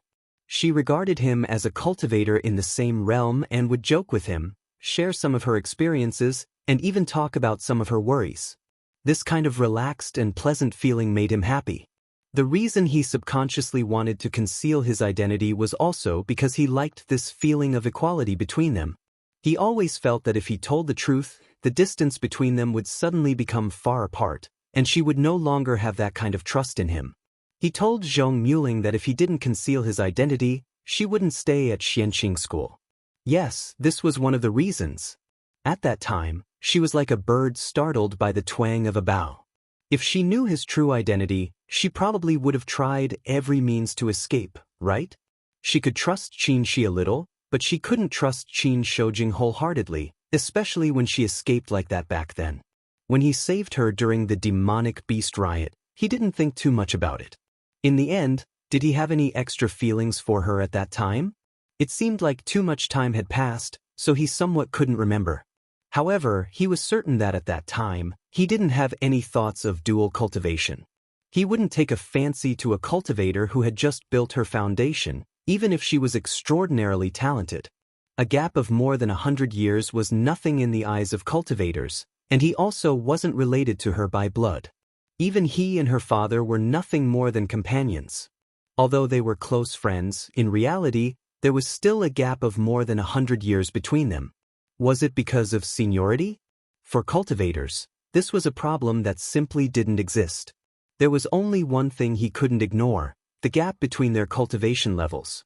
He patiently pondered, searching for traces of the past in the depths of his heart, but he soon discovered that the reason was so simple. He wasn't a transcendent being. The utilitarian nature of cultivators was deeply buried in his bones and blood. Even if he had a good impression of her, he, Qin Shoujing, the future hope of Xianxia school, wouldn't want to marry a woman who had just built her foundation and whose path to immortality was unknown. These were the fragments he picked up when he recalled them today. Back then, he never thought about them. Later, when he entered the virtual sky world and met those two deification cultivators, he once again suffered that kind of humiliation. He originally thought he was looking at her from a high place, so he had a bit of a good impression of her, but he couldn't convince himself to let go of his cultivation level. As it turned out, in other people's eyes, he was only a furnace. Furnace, these two words were the greatest humiliation to a man. It was even more so for Qin Shoujing, who thought highly of himself and considered everyone beneath him. Therefore, he cultivated like crazy, wanting to let those two know that he, Qin Shoujing, would be able to stand shoulder to shoulder with them, even surpass them, and eventually step into the great Tao. However, his master said that he'd entered his own demonic barrier and told him to think carefully about the innocence he had when he first started cultivating. At that time, he didn't cultivate for any reason, he just wanted to cultivate, that's all. Therefore, he didn't have any encumbrances or obsessions, he just cultivated wholeheartedly. But now he didn't. These past few years, it wasn't that he didn't know his state of mind had changed. He was no longer the Qin Shoujing who didn't have any extra feelings, didn't know the taste of obsessions, had a pure heart and few desires, and had a pure Tao heart. However, once he changed, how could he return to his original innocence? He tried to calm himself down, and thus, he went into seclusion for 35 years. In these 35 years, he had actually fallen into the trap he set up, and in the end, he firmly trapped himself. The more he wanted to prove himself, the more he loved her in his imagination. Thus, he was plagued by obsessions, and the demonic barrier was difficult to get rid of. Today, he slowly sorted out these thoughts that he had never thought about in the past from the corners of his memories, no matter how difficult it was to speak of these thoughts of the past. He originally thought that he would be like this for the rest of his life, immersed in the Tao of immortality, lonely all his life, and finally stepping onto the supreme great Tao. Or perhaps, he would truly fall in love with a woman, no matter what her identity or status was, accompanying her until the end of his life and passing away together. However, as it turned out, he wasn't as pure and simple as he thought he was, and he wasn't as noble and virtuous as he thought he was. He developed feelings for a woman, but because he was limited by his cultivation, he enjoyed the feeling of superiority from looking down on her. Because his self-esteem and this feeling of superiority had been violated, he cultivated madly so that he could look down on her again. Why did he have such a dark mood? Perhaps it was because he couldn't let go of her, but he couldn't let go of his laughable self-esteem even more. He didn't want to admit that he was the one who had fallen in love first. Or perhaps he had always been so utilitarian, no different from those other cultivators. Master was right. He had entered the demonic barrier, thinking that if he focused on cultivating until he reached the nascent soul realm, he would be able to break away from these unspeakable darkness.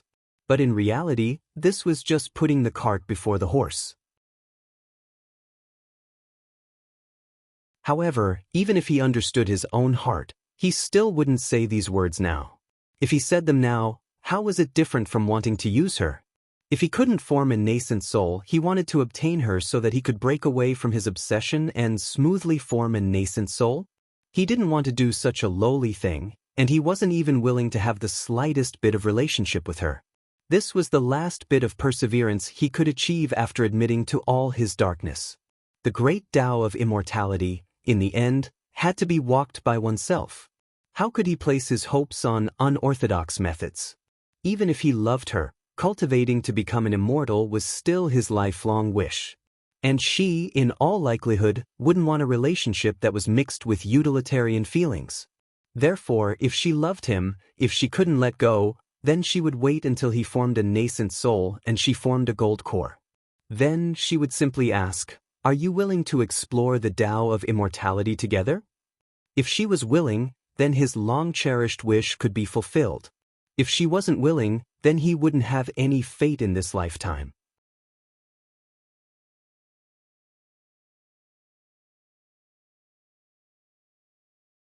Chapter 246. After an unknown period of time, the laughter of women rang out in Shangqing Palace. Several young and beautiful female building foundation realm cultivators ran over while laughing and fooling around. Just as they were about to run to Mingxin residence, they suddenly stopped in astonishment and looked at the man who was sitting on the railing, as if he had become one with the stone pillar carved with a dragon. Martial Uncle Shou Jing? Xianxia blinked as if she couldn't believe what she was seeing.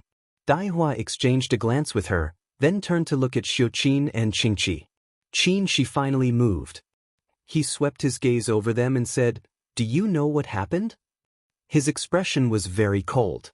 The four female cultivators were silent for a while, not daring to answer.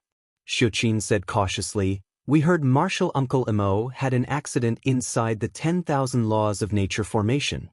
Since you already know, why are you still making such a ruckus?" There was absolutely no blame in his tone, only indifference like a stone pillar. It was still the eldest of the four, Xiuqin, who said, "Yes, we will be careful in the future." He didn't say anything more. He turned his head and closed his eyes, as if he didn't want to care about anything else. Qin, Qi, Shu, and Hua looked at each other, bowed, and carefully walked towards Ming Xan residence. Wait! The four of them felt their hearts skip a beat. Although Uncle Shoujing normally didn't like to smile, he was still very amiable. Today, he was truly frightening, even more frightening than their grandmaster. Xiuqin asked softly, "Martial Uncle Shoujing, do you have any other instructions?" Qin she didn't even turn his head. He said faintly, "Mingju was also injured. Did you see her?" "Yes, Mame and the others are behind us. They will bring senior sister Ruan back soon." He waved his hand behind him. "You guys can go." The four of them cautiously walked towards Mingxin residence. Upon discovering that Martial Uncle Mo's formation wasn't activated, they quietly walked inside. After entering the courtyard, Xianxia whispered, "What happened to Martial Uncle Shoujing?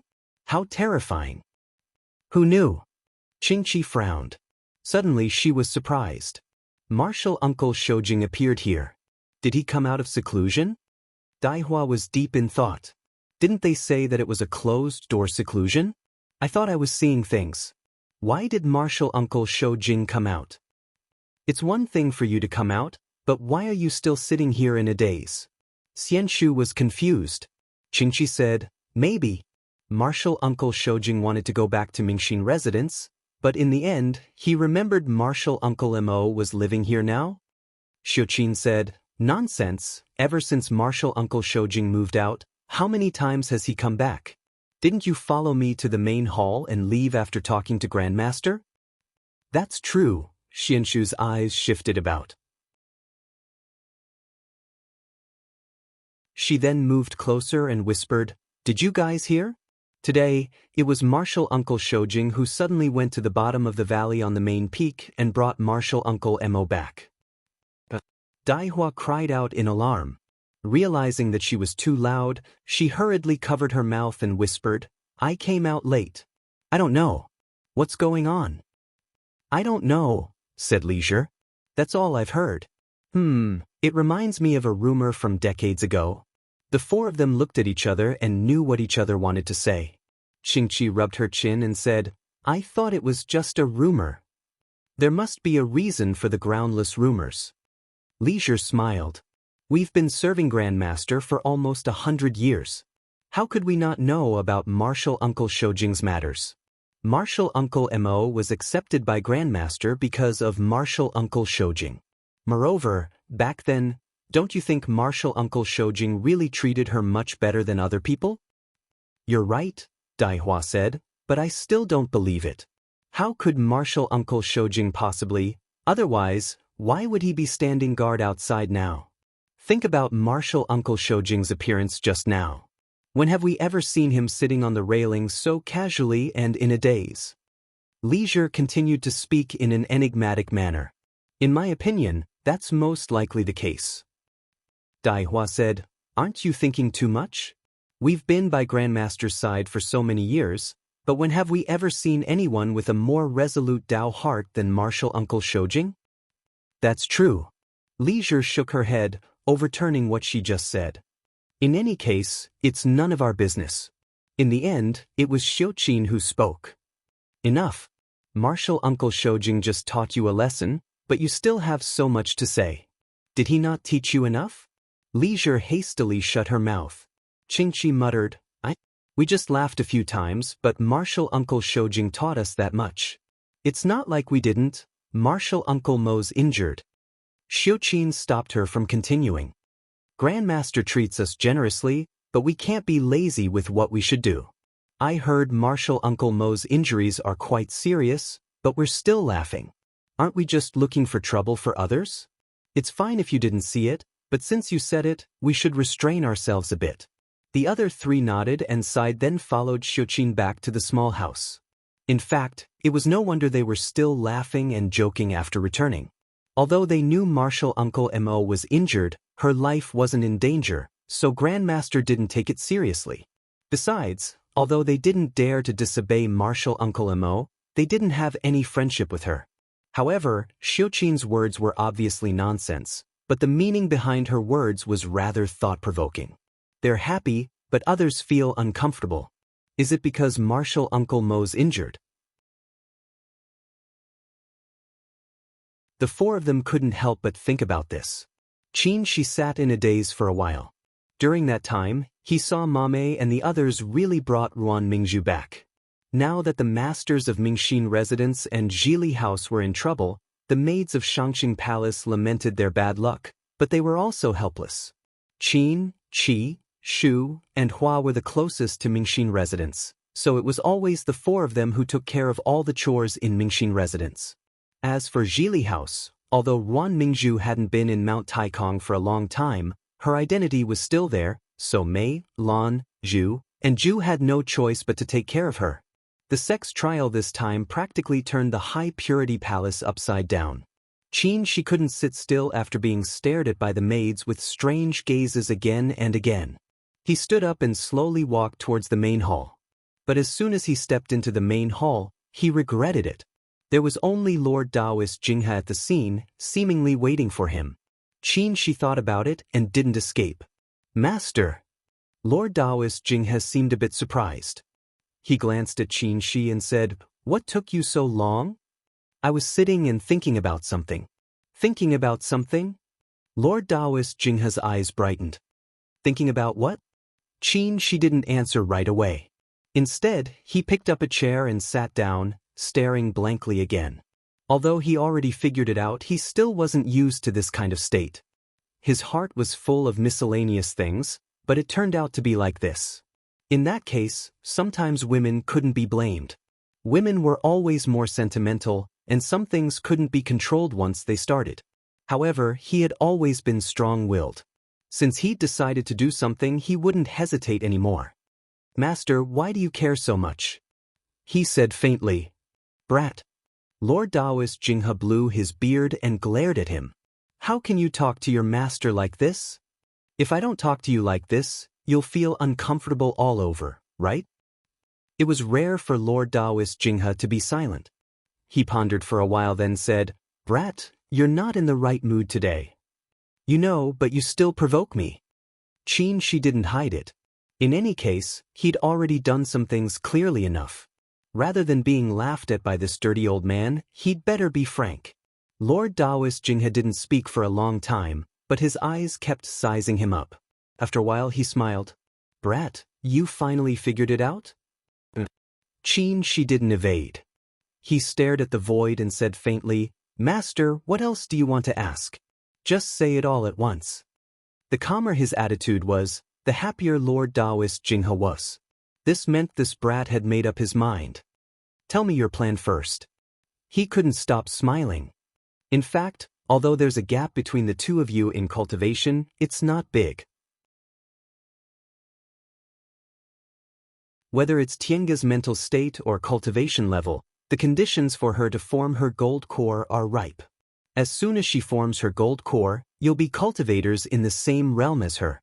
As for you advancing to the nascent soul realm in the future, she'll just be a bit slower. You don't have to." "I want to advance to the nascent soul realm." She interrupted him.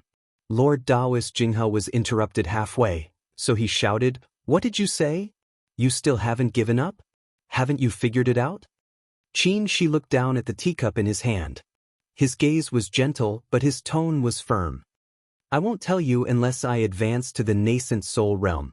"You..." Lord Daoist Jinghe almost choked. After a long time, he whispered, "What are you doing?" She said softly, "If I tell you now, what would it look like? Would I demand repayment? Or would I use my power to oppress others?" Lord Daoist Jinghe frowned. "What nonsense are you talking about? This kind of thing is consensual. If Tienga isn't willing, she can just refuse. We won't force her to do anything." "But what will she think?" She lowered his head.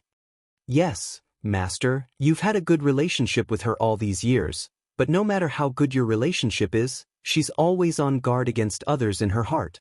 Master, she's about to form her gold core now, so you better not disturb her mood." Lord Daoist Jinghe was silent for a long time. In the end he sighed. "But have you ever thought that if you form your nascent soul, she'll be even further away from you?" She's hand moved, but he didn't raise his head. Lord Daoist Jinghe continued to say, "All these years, I've more or less learned about her temperament. The pride in Tienga's heart isn't any less than yours. You don't want to use her, but isn't she the same? Therefore, the higher your cultivation level is, the further away she'll be from you." She didn't speak for a long time, but Lord Daoist Jinghe saw his hand trembling slightly. After a long time, he asked, "What do you think, Master? She'll need at least 10 or 20 years to form her gold core, right? Am I supposed to stop cultivating and wait until she catches up to me?" Lord Daoist Jinghe chuckled. "Child, are you stupid? Wait until you two succeed, then you form your nascent soul. Do you think she'll go back on her words?" She didn't nod. He seemed to be thinking. After going back and forth several times, he finally said, "Then I'll wait. In any case, she'll form her nascent soul in 200 years at most. I still have a lot of time, so I can wait slowly." Lord Daoist Jinghe choked. He didn't expect she would make such a decision in the end. But after pondering for a long time, he finally didn't object and said, "Fine, maybe this is the best way. Even if she forms her gold core now, there's still a big gap between the early stage and the peak stage of the core formation realm. But after she forms her nascent soul, she probably won't have any other ideas." At this point, Lord Daoist Jinghe looked up with an inscrutable expression. "But are you really willing to wait 200 years?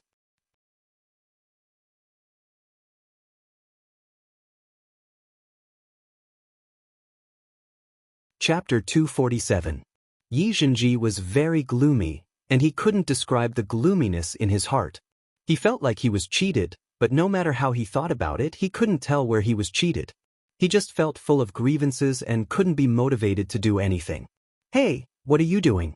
Why are you in a daze during a fight of magical power? The youth opposite him, who was about the same age and cultivation level as him, shouted in dissatisfaction.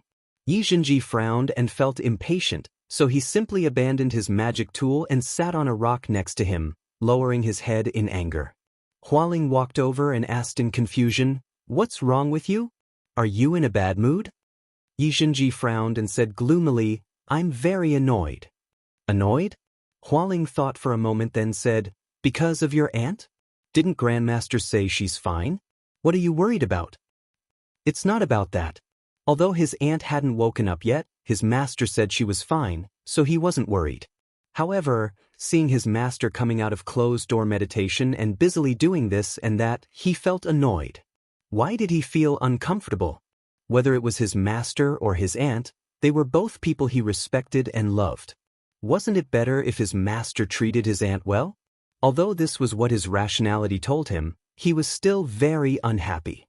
Perhaps he thought he was the closest person to them, but in the end, he was completely kept in the dark. In fact, when he thought about it carefully, whether it was when he was with his aunt, when his aunt mentioned his master, or when his master mentioned his aunt, their expressions were a bit strange. However, at that time, he didn't think there was any relationship between them. "What's bothering you? Is there something you can't tell me?" Xianxia glanced at Hualing, thought for a moment, then said, "Then I'll tell you, but you mustn't tell anyone." Hualing raised his eyebrows. "Of course. What's our relationship?" Xianxia pondered in his heart, then said slowly, "I suspect there's something between my aunt and my master." "Your aunt and your master?" Hualing nodded, but halfway through his thought, he realized something was wrong and shouted. He thought for a moment, then leaned over and whispered, "That's impossible, right? Don't they rarely see each other?" "I thought so too."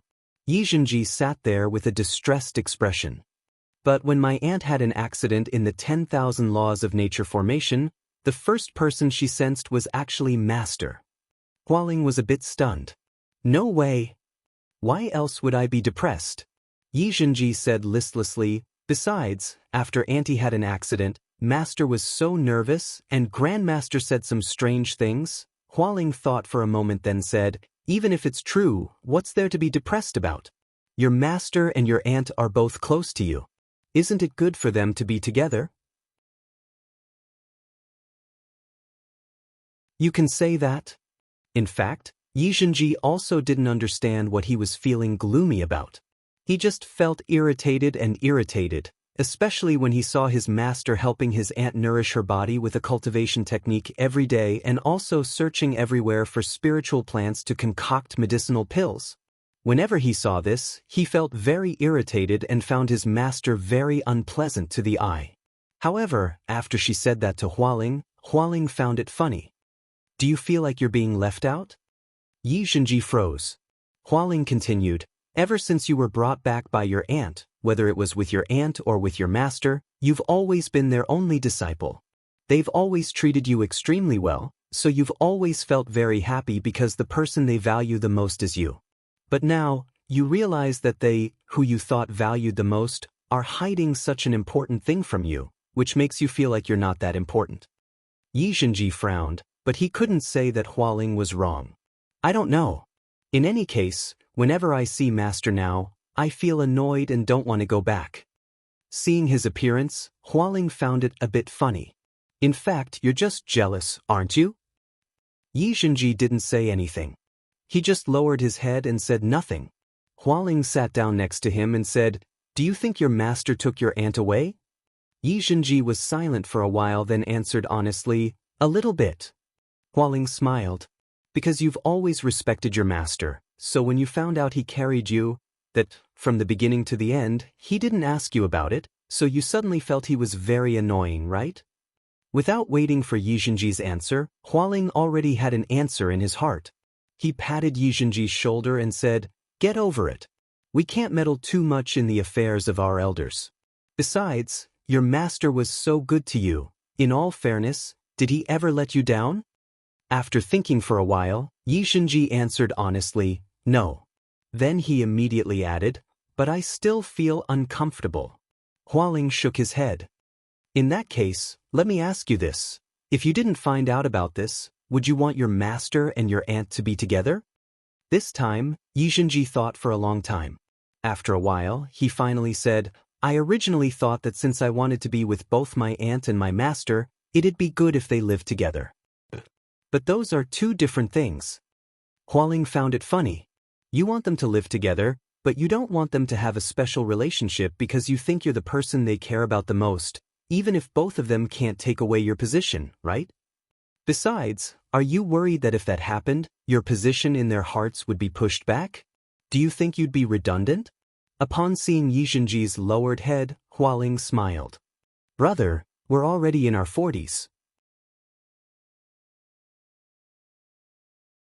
Although we're cultivators and our lifespans are much longer, we're not children anymore. Why are you still so awkward?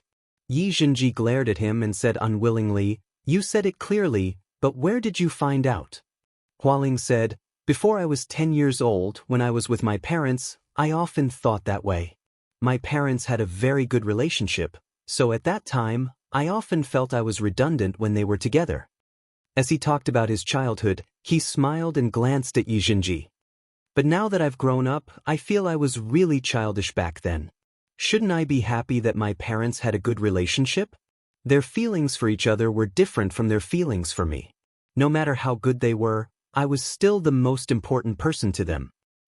Yixinji was still full of reluctance, but he felt what Hualing said was right, so he muttered, But Master didn't even tell me. Why would he tell you about this kind of thing? Hualing looked at him in confusion. You're their junior, not their elder. How could he explain this to a junior? Yixinji was at a loss for words and was rendered speechless. Rationally speaking, he felt that what Hualing said was right. But emotionally speaking, he still felt very, very unhappy. Hualing patted him on the back. Brat, you're in your 40s now, not in your teens, okay? You've cultivated too much that you've become stupid, haven't you? Yixinji pushed his hand away. In any case, I still feel unhappy. If you're unhappy, go talk to your master. Since he'd already said it, Hualing couldn't do anything else. After thinking for a moment, he leaned closer and smiled slyly. In fact, I think you might as well find yourself a little wife. That way, someone will get tired of you, and you won't have time to be unhappy. Go away. Yixinji pushed him away. What nonsense are you talking about? Hualing said with a smile, This is a sincere suggestion. Although our Dao school doesn't advocate it, dual cultivation is, after all, a good thing. Look at your master, he's so old, but isn't he? My master isn't old.